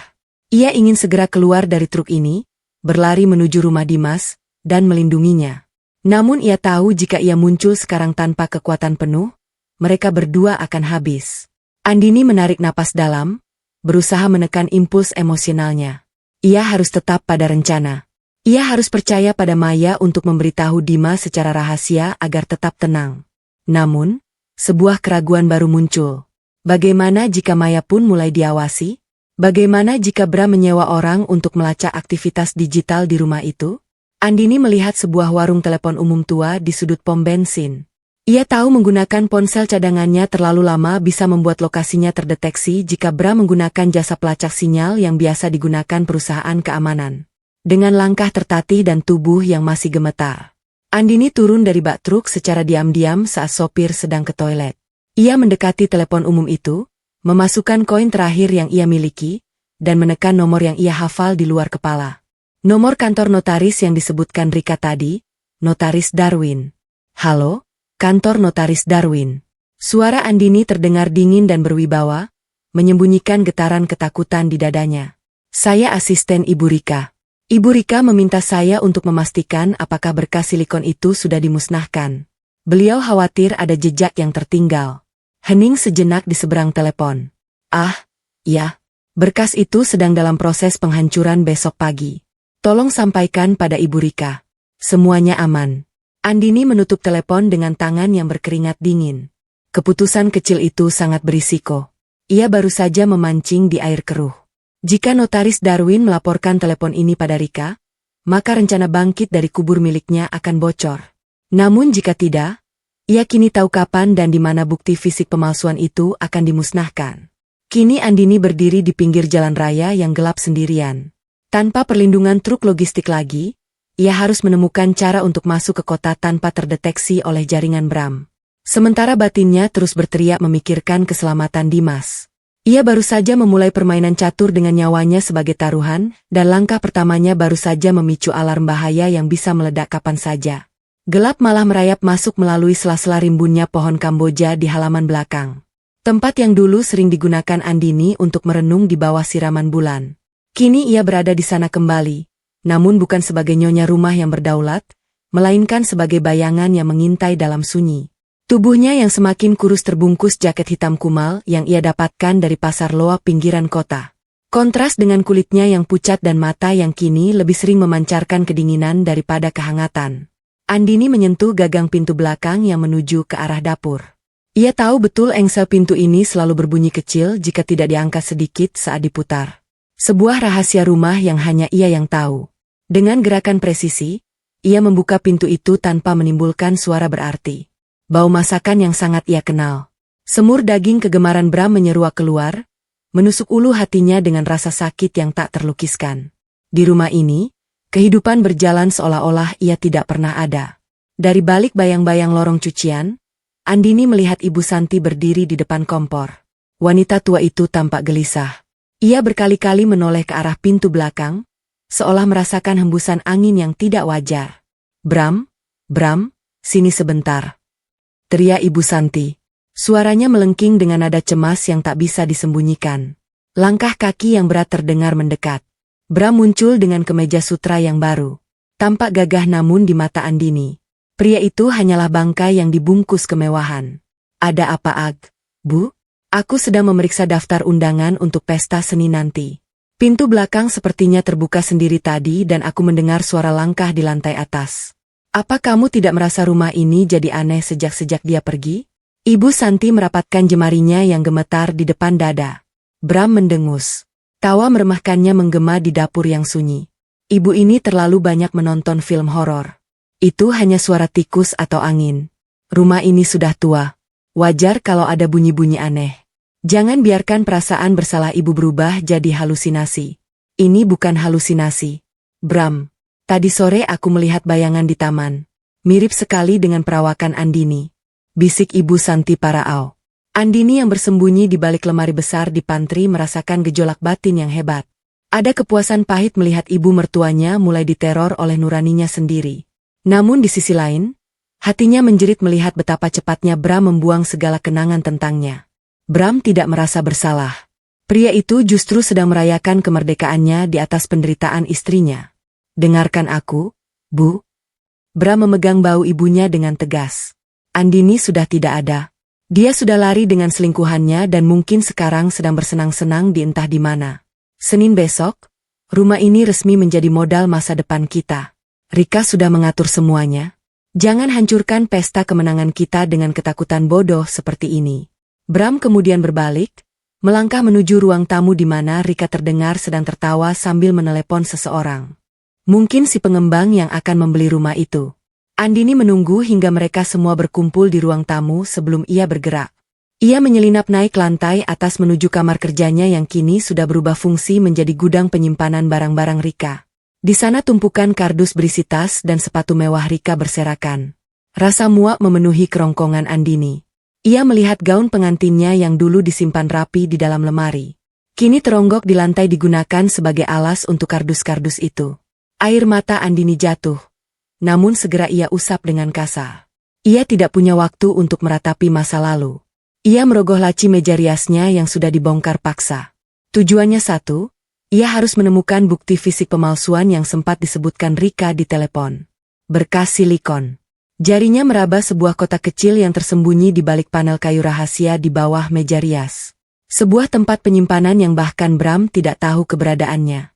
Di dalamnya ia menemukan sesuatu yang membuatnya membeku. Sebuah cetakan silikon yang masih menyisakan bekas tinta hitam persis dengan pola sidik jari jempol kanannya. Di sampingnya terdapat draft dokumen balik nama yang belum sempat dihancurkan. Lengkap dengan coretan revisi tanda tangan yang dipalsukan oleh Rika. Batin Andini bergejolak hebat. Di satu sisi, ia ingin segera membawa bukti ini ke polisi dan mengakhiri semua ketakutan ini. Namun, ia teringat nasib Dimas. Jika ia melapor sekarang, Rika yang licin pasti akan segera menghancurkan bukti keterlibatan mereka dalam kasus penggelapan yang dituduhkan pada Dimas. Ia harus memainkan skenario ini hingga akhir. Ia harus membiarkan mereka merasa menang di puncak pesta nanti agar kejatuhan mereka menjadi tontonan yang tak bisa disangkal oleh siapapun. Tiba-tiba suara langkah kaki terdengar menaiki tangga. Itu langkah kaki Ibu Santi yang tampaknya masih merasa tidak tenang dan ingin memeriksa lantai atas. Andini tersentak. Ia tidak bisa keluar melalui tangga utama.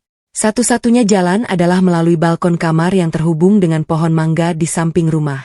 Namun, luka di kakinya kembali berdenyut perih. Mengingatkannya pada malam di hutan itu, Andini mengambil cetakan silikon dan draft dokumen itu, lalu menyembunyikannya di dalam jaket. Ia melangkah menuju balkon tepat saat pintu kamar terbuka. "Siapa di sana?" Teriakan Ibu Santi memecah keheningan lantai atas.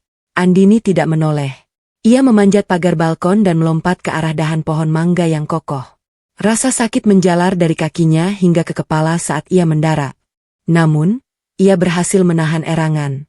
Dari balik dedaunan yang lebat, ia melihat Ibu Santi berdiri di balkon, menatap kegelapan malam dengan wajah yang pucat pasi seputih kapas. Andini turun dengan cepat, menghilang ke dalam gang gelap di belakang rumahnya. Ia kini memegang bukti yang cukup untuk memenjarakan mereka. Namun, ia menyadari satu hal yang mengerikan. Bram telah memperketat keamanan rumah dengan memasang kamera CCTV baru di beberapa sudut yang belum ia ketahui. Tekanan batin baru menghimpitnya. Keputusannya untuk menyelinap masuk tadi mungkin saja tertangkap kamera. Dan jika Bram melihat rekamannya malam ini, maka rencana kepulangan di malam Senin akan hancur berantakan. Andini kini harus membuat pilihan berisiko, tetap bersembunyi di kota yang kini penuh dengan mata-mata Bram, atau segera menghubungi Dimas. Meskipun ia tahu ponsel adiknya mungkin sedang dipantau, ia baru saja menggenggam kunci kemenangannya. Namun ia juga baru saja mengaktifkan bom waktu yang bisa meledak kapan saja jika ia salah melangkah dalam kegelapan ini. Rasa nyeri yang menyengat dari pergelangan kaki yang terkilir saat melompat dari balkon semalam memaksa Andini berjalan dengan menyeret kaki kirinya. Ia berlindung di balik bayang-bayang pilar beton sebuah gedung tua yang mangkrak di pinggiran kota. Jaket hitam yang ia kenakan kini kian kusam oleh debu dan sisa peluh. Namun ia tak peduli. Pikirannya tersita sepenuhnya pada satu titik pertemuan yang telah ia sepakati dengan Dimas melalui pesan rahasia yang dikirimkan lewat Maya. Dini hari itu, udara terasa lembab dan menusuk. Jantung Andini berdegup kencang saat melihat sebuah motor matic tua mendekat dengan lampu depan yang temaram. Pengendaranya mengenakan jaket hoodie gelap dan helm yang menutupi seluruh wajah. Begitu motor itu berhenti dan pengendaranya membuka kaca helm. Andini nyaris jatuh terduduk karena lega. "Itu Dimas, Mbak Dini." Suara Dimas bergetar hebat saat melihat sosok kakaknya yang muncul dari kegelapan. Ia segera mematikan mesin motor dan menghampiri Andini dengan langkah terhuyung. Seolah tidak percaya dengan apa yang ia lihat. Andini mencoba berdiri tegak. Namun wajahnya yang pucat dan luka goresan yang mulai mengering di pipinya menceritakan segalanya. Dimas merengkuh bahu kakaknya. Tangannya gemetar saat menyentuh lengan Andini yang terasa jauh lebih kurus dari seminggu yang lalu. "Bajingan itu, Bram benar-benar membuangmu?" bisik Dimas. Suaranya para menahan tangis sekaligus amarah yang membuncah. "Dia bilang kamu lari, Mbak. Dia bilang kamu perempuan jalang yang mencuri uang rumah tangga. Aku hampir saja menghajarnya di rumah kemarin kalau Pak RT tidak menahan." Diam, jangan berisik." Andini menempelkan jari telunjuknya ke bibir. Matanya waspada menyisir area sekitar. "Kita tidak punya banyak waktu. Bram sudah memasang CCTV baru di rumah. Dia mungkin sudah mencurigai gerak-gerikmu." Andini mengajak adiknya duduk di sebuah balok kayu tua. Dengan tangan yang masih sedikit gemetar, ia mengeluarkan ponsel cadangan dan menyerahkan sebuah penyuara telinga earphone kepada Dimas. Ia memutar rekaman audio yang paling krusial. Percakapan antara Bram dan Rika di ruang tamu saat mereka menertawakan penderitaan Andini di hutan dan rencana mereka untuk menjebak Dimas dalam kasus penggelapan uang perusahaan. Keheningan malam itu seketika pecah oleh suara tawa Bram yang keluar dari perangkat kecil tersebut. Dimas mendengarkannya dengan mata yang memerah. Rahangnya mengatup rapat hingga urat-urat di lehernya menonjol. Ketika rekaman sampai pada bagian, Rika menjelaskan cara mereka memasukkan tanda tangan menggunakan cetakan silikon. Dimas berdiri dengan sentakan kasar. Aku akan membunuhnya sekarang, Mbak. Aku bersumpah akan menyeret kepalanya ke kantor polisi setelah aku mematahkan setiap tulang di tubuhnya. Raung Dimas. Ia sudah bersiap menuju motornya. Namun, Andini dengan sisa tenaganya menarik ujung jaket. Dimas duduk, Dimas duduk. Perintah Andini dengan nada dingin yang belum pernah didengar Dimas sebelumnya. Nada itu begitu tajam hingga mampu memotong luapan emosi adiknya. Dimas menoleh, menatap kakaknya dengan nanar. Mbak, dia mencoba membunuhmu. Dia mencuri rumah ibu dan ayah. Kenapa Mbak masih bisa setenang ini? Andini menatap mata adiknya lekat-lekat. Aku tidak tenang, Dimas. Di dalam sini, aku sudah mati berkali-kali sejak malam di hutan itu. Tapi kalau kamu datang ke sana sekarang dan menghajarnya, kamu hanya akan berakhir di penjara. Itulah yang mereka inginkan. Mereka sudah menyiapkan jebakan kasus penggelapan untukmu. Kamu masuk rumah itu dengan emosi dan kamu akan dianggap sebagai penyerang. Mereka menang lagi dan aku akan selamanya jadi orang hilang. Dimas terdiam, napasnya memburu, dadanya naik turun dengan cepat. Kita tidak akan menghajarnya dengan kepalan tangan. Lanjut Andini sambil merogoh saku jaketnya. Ia mengeluarkan bungkusan kain berisi cetakan silikon dan draft dokumen yang ia curi dari meja RI semalam. Kita akan menghajarnya dengan kebenaran yang tidak bisa mereka sangkal. Di depan semua orang, di depan notaris, di depan pengembang yang mau membeli rumah itu, dan di depan semua tetangga yang sudah dia bohongi. Dimas menerima cetakan silikon itu dengan tangan bergetar. Apa rencana, Mbak? Senin malam, pesta kemenangan mereka. Andini menjelaskan dengan suara rendah namun stabil. Aku ingin kamu menjadi saksi kunci. Aku butuh kamu membawa semua bukti fisik ini dan rekaman audio asli dari Maya. Di saat mereka merasa paling menang, di saat uang 2 miliar itu hampir jatuh ke tangan mereka, aku akan muncul. Aku ingin mereka melihat hantu yang mereka buang datang untuk mengambil kembali apa yang menjadi haknya. Batin Andini bergejolak saat ia menginstruksikan Dimas. Ada bagian dari dirinya yang merasa ngeri dengan betapa dinginnya ia menyusun rencana ini. Ia bukan lagi Andini yang lembut dan penuh pengabdian. Ia merasa seperti monster yang diciptakan oleh pengkhianatan suaminya sendiri. Namun, melihat wajah Dimas yang penuh luka batin, ia tahu ia tidak boleh goyah. Ia adalah satu-satunya pelindung bagi adiknya sekarang. Mbak, kamu akan aman sampai hari Senin? Tanya Dimas. Suaranya melunak penuh kekhawatiran. Aku akan bersembunyi di dekat sana. Aku sudah menemukan tempat yang tidak akan pernah terpikirkan oleh Bram. Jawab Andini. Ia memberikan sebuah kartu memori kepada Dimas. Simpan ini cadangan terakhir jika ponselku dihancurkan mereka lagi. Hari Senin saat lampu ruang tamu berkedip 3 kali, itu tandanya Maya sudah mengambil alih sistem pengeras suara. Saat itulah kamu masuk. Dimas mengangguk mantap. Aku akan melakukannya, Mbak. Demi ayah, ibu, dan demi kamu. Andini melihat adiknya pergi menghilang di telan kegelapan pagi. Tekanan batin baru kini menghimpit dadanya. Ia baru saja melibatkan Dimas dalam permainan berbahaya yang bisa berujung pada kekerasan fisik. Jika Bram merasa tersudut, setiap langkah yang ia ambil kini terasa seperti berjalan di atas tali tipis yang membentang di atas jurang.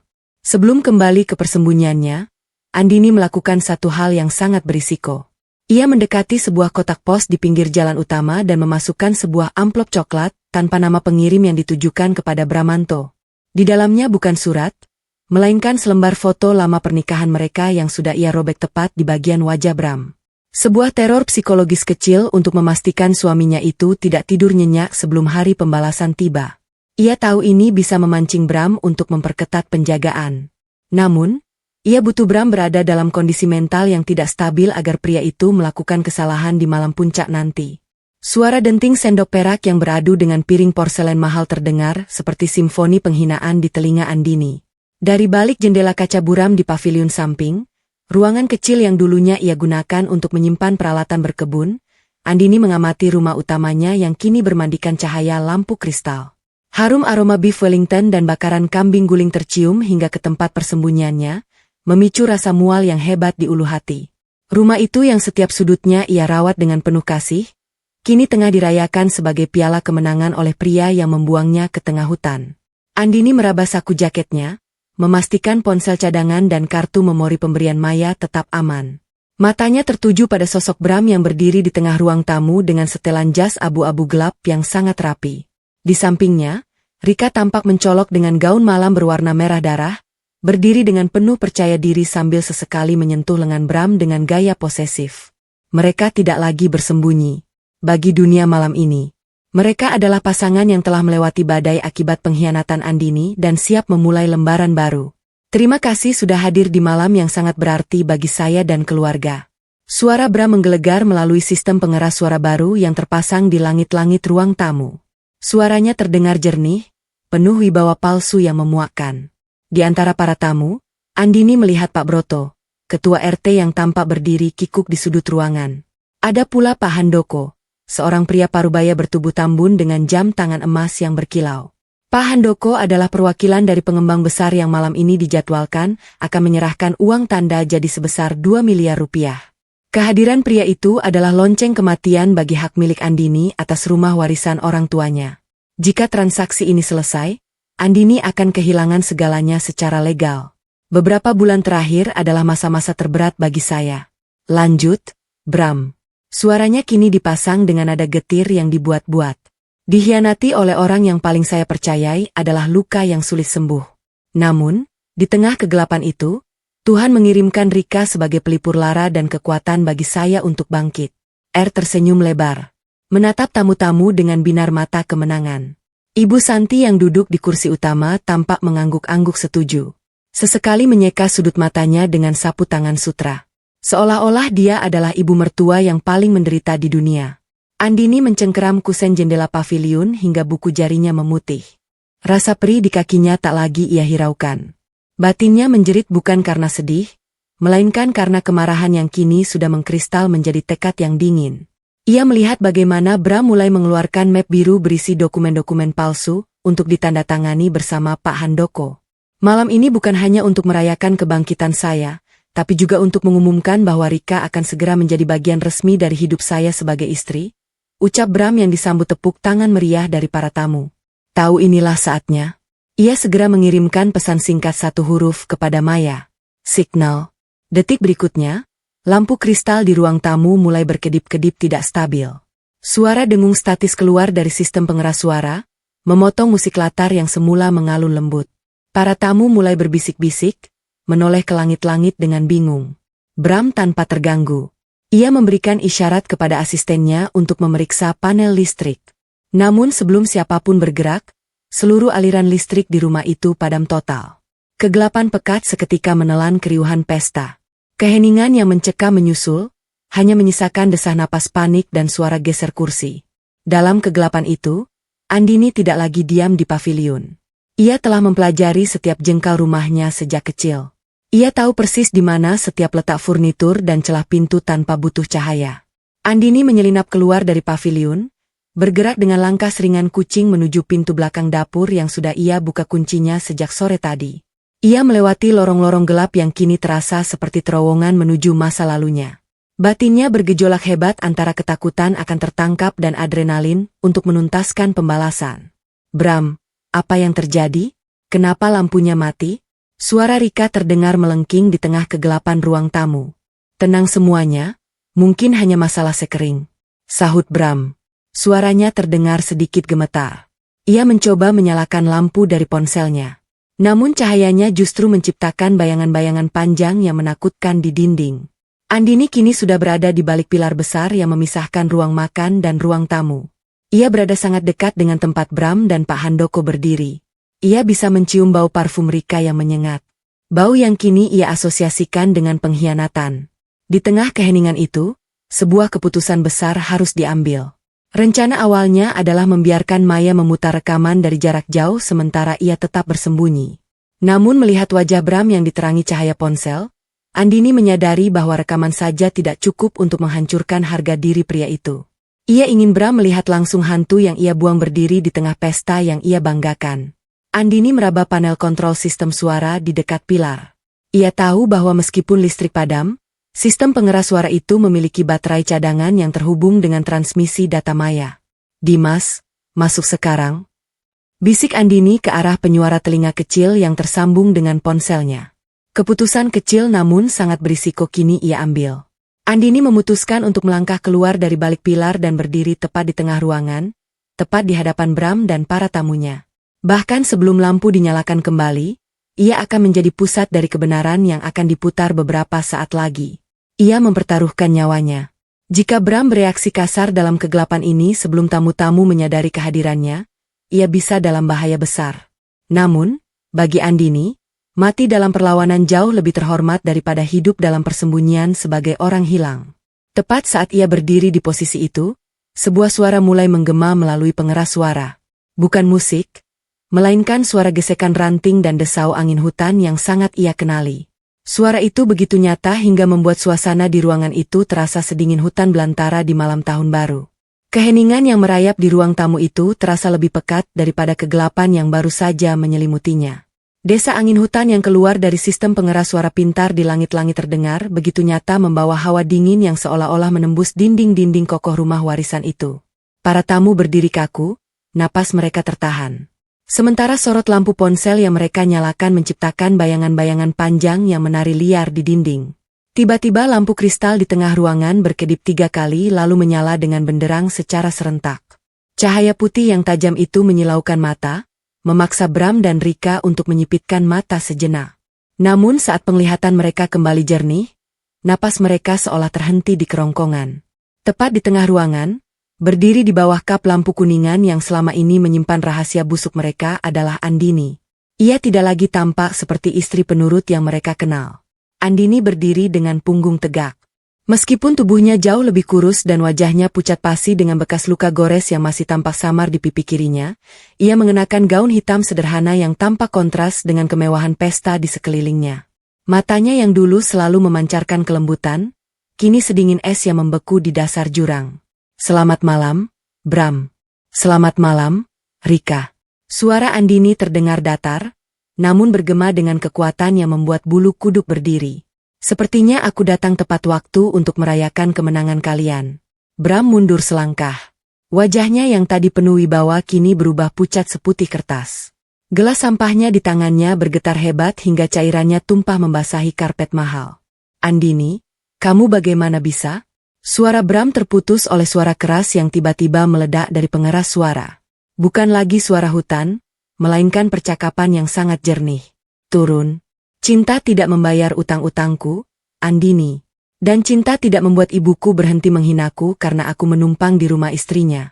Suara Bram yang terekam di malam pembuangan itu memenuhi ruangan membuat para tamu termasuk Pak Broto dan Pak Handoko si investor terkesiap. "Rika, benar kamu adalah penghambat. Dengan kamu hilang di sini semua dokumen yang sudah kupalsukan itu akan menjadi kenyataan pahit yang harus kamu terima jika kamu memang bisa selamat." Setiap kata yang keluar dari pengeras suara itu seperti hantaman palu godam bagi Bram. Rika mencoba berlari menuju panel kontrol di dinding. Wajahnya yang cantik ini terdistorsi oleh kepanikan yang luar biasa. "Matikan seseorang, matikan suara ini. Ini fitnah. Ini rekayasa," teriak Rika histeris. Namun rekaman itu berpindah ke adegan lain. Suara Rika sendiri yang sedang berbicara di ruang tamu beberapa hari kemudian.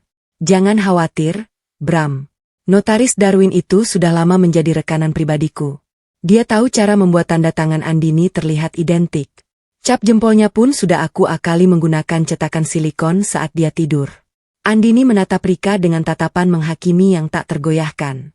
Di dalam batinnya, Andini merasakan sebuah kehampaan yang mengerikan. Ia mengira melihat kehancuran mereka akan membuatnya merasa utuh kembali. Namun yang ia rasakan justru rasa mual yang mendalam. Ia sedang menonton pemakaman dari pria yang dulu ia puja sebagai pelindung hidupnya. Setiap kata dalam rekaman itu adalah paku yang mengunci peti mati kepercayaan yang pernah ia berikan. Ibu Santi yang duduk di kursi utama tampak gemetar hebat. Ia mencoba berdiri namun kakinya lemas. "Andini, nak, ini semua salah paham. Bram hanya sedang stres." "Diam, Bu," potong Andini tajam tanpa menoleh. Ibu adalah orang yang meminta Bram memastikan semuanya selesai. Dengan benar sebelum kami berangkat, ibu yang menginginkan rumah ini bersih dari bau parfumku. Sekarang ibu bisa menikmati rumah ini tanpa bau parfumku, tapi dengan bau busuk kejahatan anak ibu sendiri. Pak Handoko, sang investor, segera melangkah mundur. Ia melempar map biru berisi dokumen transaksi ke atas meja dengan jijik. Braho, kamu mencoba menjual properti hasil penipuan dan percobaan pembunuhan kepadaku. Transaksi ini batal. Aku tidak akan membiarkan namaku terseret dalam skandal menjijikan ini. Bram yang merasa dunianya runtuh dalam hitungan menit, tiba-tiba kehilangan kendali. Rasa takutnya berubah menjadi ledakan amarah yang brutal. Ia menerjang ke arah Andini. Tangannya terkepal kuat. Kamu yang menghancurkan semuanya. Kamu seharusnya mati di hutan itu. Para tamu berteriak histeris. Namun sebelum tangan Bram menyentuh Andini, sebuah bayangan cepat muncul dari arah pintu depan. Dimas melesat masuk, menghalangi pergerakan Bram dengan sebuah dorongan bahu yang keras hingga suaminya itu tersungkur di atas meja kaca yang kemudian retak seribu. Jangan sentuh kakakku dengan tangan kotor itu, bajingan, raung Dimas. Di tangannya, Dimas memegang sebuah tas berisi bukti fisik, cetakan silikon dan draft dokumen asli yang belum sempat dihancurkan. Andini melihat adiknya berdiri di depannya, melindunginya. Air mata yang sejak tadi ia tahan akhirnya jatuh. Namun bukan karena sedih, melainkan karena ia menyadari bahwa ia tidak benar-benar sendirian. Namun, tekanan batin baru menghimpitnya saat ia melihat Bram mulai merangkak bangun dengan mata yang merah karena gelap mata. Bram tidak tampak menyesal. Pria itu justru tampak seperti binatang yang terpojok dan siap melakukan apa saja. Bram merogoh sesuatu dari balik saku jasnya. Sebuah pisau pembuka surat yang tajam yang terletak di atas meja transaksi tadi. Ia menatap Andini dengan tatapan maut. Seolah-olah jika ia harus jatuh, maka Andini harus jatuh bersamanya. Kalau aku tidak bisa memiliki rumah ini, maka tidak ada yang boleh memilikinya. Teriak Bram sambil mengayunkan pisau itu secara serampangan di tengah kerumunan tamu yang panik berlarian keluar. Andini berdiri mematung. Keputusannya untuk muncul di sini telah memicu eskalasi yang jauh lebih berbahaya dari yang ia duga. Ia menyadari bahwa memenangkan kebenaran di depan publik tidak otomatis membuatnya aman secara fisik. Suasana pesta berubah menjadi arena pertaruhan nyawa. Andini mengambil sebuah keputusan kecil yang sangat berisiko. Ia melangkah maju mendekati Bram yang sedang memegang pisau. Mencoba menarik perhatian suaminya agar tidak menyerang Dimas atau tamu lainnya. Bunuh aku jika itu bisa mengembalikan harga dirimu yang sudah hilang, Bram, bisik Andini. Suaranya terdengar pasrah, namun penuh tantangan. Tapi ingat, seluruh dunia sedang merekam wajahmu saat ini melalui CCTV yang kamu pasang sendiri. Andini mempertaruhkan segalanya pada sisa-sisa nurani yang mungkin masih ada pada pria itu, atau setidaknya pada ketakutan Bram akan hukum yang kini sudah mengepungnya. Di kejauhan, suara sirene polisi mulai terdengar mendekat, memecah kesunyian malam di perumahan elit tersebut. Raungan sirene polisi yang membelah keheningan malam perumahan itu terdengar seperti suara sangkakala yang menandai akhir dari sebuah dunia. Di dalam ruang tamu yang baru saja menjadi saksi bisu pengakuan dosa paling menjijikan, Andini berdiri tanpa berkedip. Ia menatap Bram yang kini bersimpuh di lantai. Pisau pembuka surat itu terlepas dari genggamannya. Denting logamnya di atas lantai marmer terdengar begitu final. Tidak ada lagi keangkuhan di wajah suaminya. Yang tersisa hanyalah raut seorang pengecut yang menyadari bahwa benteng kebohongannya telah rata dengan tanah. Beberapa petugas polisi berseragam gelap masuk dengan langkah tegas. Di barisan paling depan, Pak Hendra. Polisi dari desa pinggiran hutan yang tempo hari mencari Andini di puskesmas melangkah maju. Rupanya koordinasi yang dilakukan Maya dan Dimas telah membawa aparat ke titik yang tepat. Bramanto dan Rika Anindita. Suara Pak Hendra berat dan tanpa kompromi. Kalian diamankan atas dugaan pemalsuan dokumen otentik, penipuan, serta percobaan pembunuhan melalui penelantaran di kawasan lindung. Ikut kami sekarang. Rika menjerit histeris saat borgol besi yang dingin melingkar di pergelangan tangannya. Gaun merah mahalnya kini tampak seperti noda darah yang tertangkap basah. Ia mencoba meronta menyalahkan Bram. Namun petugas tidak memberikan ruang untuk drama. Sementara itu, Bram hanya menunduk dalam. Bahunya yang dulu tegap kini merosot seolah seluruh tulang penyangganya telah dicuri. Andini melihat mereka diseret keluar melewati kerumunan tamu yang menatap dengan jijik. Batinnya bergejolak hebat. Ia mengira akan ada rasa puas yang meledak di dadanya saat melihat suaminya hancur. Namun, yang ia rasakan hanyalah kekosongan yang menyesakkan. Setiap langkah Bram menuju mobil polisi terasa seperti satu bagian dari jiwanya yang mati. Jiwa yang dulu pernah begitu tulus mencintai pria itu. Ia bukan merasa menang, ia merasa lelah. Sangat lelah. 3 hari setelah malam yang menghancurkan itu, rumah warisan tersebut kembali sunyi. Namun, kesunyian kali ini terasa berbeda. Tidak ada lagi ketegangan yang merayap di dinding, namun juga tidak ada kehangatan yang tersisa. Andini berdiri di tengah ruang tamu, menatap kap lampu kuningan yang kini sudah kosong. Alat penyadapnya telah diambil sebagai barang bukti oleh pihak kepolisian. "Mbak, Pak Prabu sudah datang." Suara Dimas memecah lamunannya. Dimas masuk bersama seorang pria parubaya bersahaja yang mengenakan batik coklat. Pak Prabu adalah seorang kolektor bangunan bersejarah sekaligus pengusaha properti yang dikenal memiliki integritas tinggi. Ia datang bukan sebagai penyerobot harta, melainkan sebagai pembeli yang menghargai nilai sejarah rumah tersebut. Andini menatap Pak Prabu dengan senyum tipis. "Terima kasih sudah datang tepat waktu, Pak." "Saya yang berterima kasih, Bu Andini. Rumah ini sangat indah. Saya berjanji tidak akan mengubah arsitektur aslinya, terutama bagian-bagian yang Ibu sebutkan sebagai peninggalan orang tua Ibu," ujar Pak Prabu dengan nada tulus yang menenangkan batin Andini. Dimas mendekati kakaknya, matanya menyeratkan keraguan yang mendalam. "Mbak, apa Mbak yakin? Ini rumah ayah dan ibu, tempat kita tumbuh besar. Apa Mbak benar-benar mau melepaskannya?" Andini menghela napas panjang, menatap sekeliling ruangan sekali lagi. Ia melihat bayangan dirinya kecil yang berlari di lorong ini. Namun, ia juga melihat bayangan dirinya yang ketakutan saat menyelinap masuk tempo hari. Rumah ini sudah tercemar. "Dim, setiap kali aku menginjakan kaki di sini, aku mencium bau pengkhianatan Bram dan Rika. Aku tidak bisa menyembuhkan lukaku jika aku masih tinggal di tempat luka itu dibuat." Sebuah tekanan batin baru muncul saat ia mengambil pulpen untuk menandatangani berkas penjualan. Ada rasa bersalah pada leluhurnya, namun rasa sayang pada dirinya sendiri kini jauh lebih besar. Dengan tangan yang stabil, Andini membubuhkan tanda tangannya di atas materai. Rumah itu kini resmi berpindah tangan.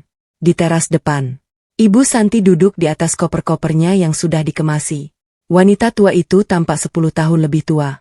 Ia tidak dipenjara karena kurangnya bukti keterlibatan langsung dalam rencana pembuangan. Namun ia telah kehilangan segalanya.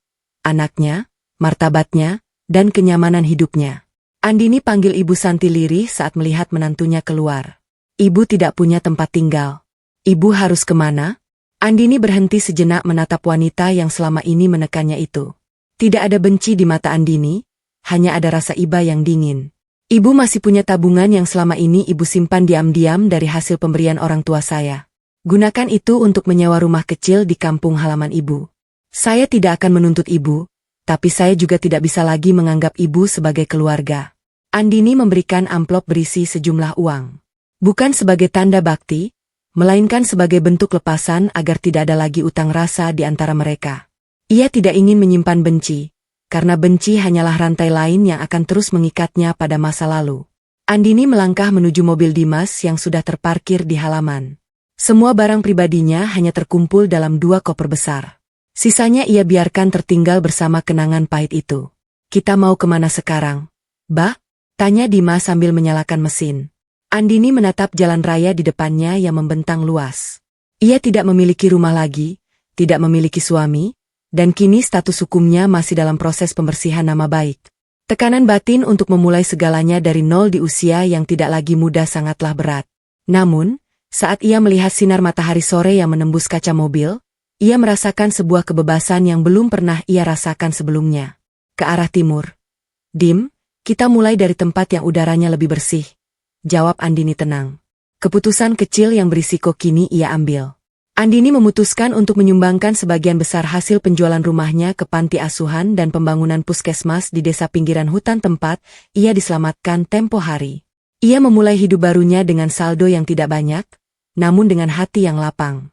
Mobil bergerak perlahan meninggalkan gerbang rumah itu. Andini tidak menoleh ke belakang. Di depannya, langit tahun baru yang sebenarnya baru saja dimulai. Bukan dengan pesta pora palsu, melainkan dengan kebenaran yang membebaskan. Ia tahu perjalanannya akan berat. Namun, ia tidak lagi takut pada kegelapan. Ia telah melewati hutan yang paling pekat. Dan ia berhasil keluar sebagai pemenang atas dirinya sendiri. Percayai intuisi Anda. Jangan abaikan suara kecil di dalam hati. Ketika situasi terasa terlalu manis untuk menjadi kenyataan atau ada perubahan sikap yang tidak logis dari orang terdekat, beranilah untuk waspada. Menjadi waspada bukan berarti tidak cinta. Itu bentuk perlindungan. Harta bisa dicuri, tapi karakter tidak. Bram bisa memalsukan tanda tangan dan menguasai sertifikat, tapi ia tidak bisa mencuri ketangguhan batin Andini. Ingatlah bahwa nilai Anda tidak ditentukan oleh apa yang Anda miliki, melainkan oleh bagaimana Anda bangkit setelah dijatuhkan. Balas dendam terbaik adalah menjadi bahagia. Kemenangan Andini yang sesungguhnya bukan saat melihat Bram diborgol, melainkan saat ia mampu menjual rumah penuh kenangan pahit itu dan melangkah pergi tanpa kebencian. Jangan biarkan luka masa lalu membuat Anda terpenjara di tempat yang sama selamanya. Kesetiaan tidak bisa ditawar. Carilah orang-orang seperti Dimas atau Maya dalam hidup Anda. Mereka yang tidak butuh penjelasan panjang untuk percaya dan tetap berdiri di samping Anda saat dunia menganggap Anda sudah hilang. Terima kasih telah menjadi saksi perjalanan Andini. Semoga drama ini tidak hanya menjadi hiburan, tetapi juga pengingat bahwa di balik malam yang paling gelap sekalipun, Fajar selalu punya cara untuk menyapa mereka yang menolak untuk menyerah. Sampai jumpa di narasi-narasi kehidupan selanjutnya. Tetaplah menjadi pemeran utama yang kuat dalam cerita Anda sendiri.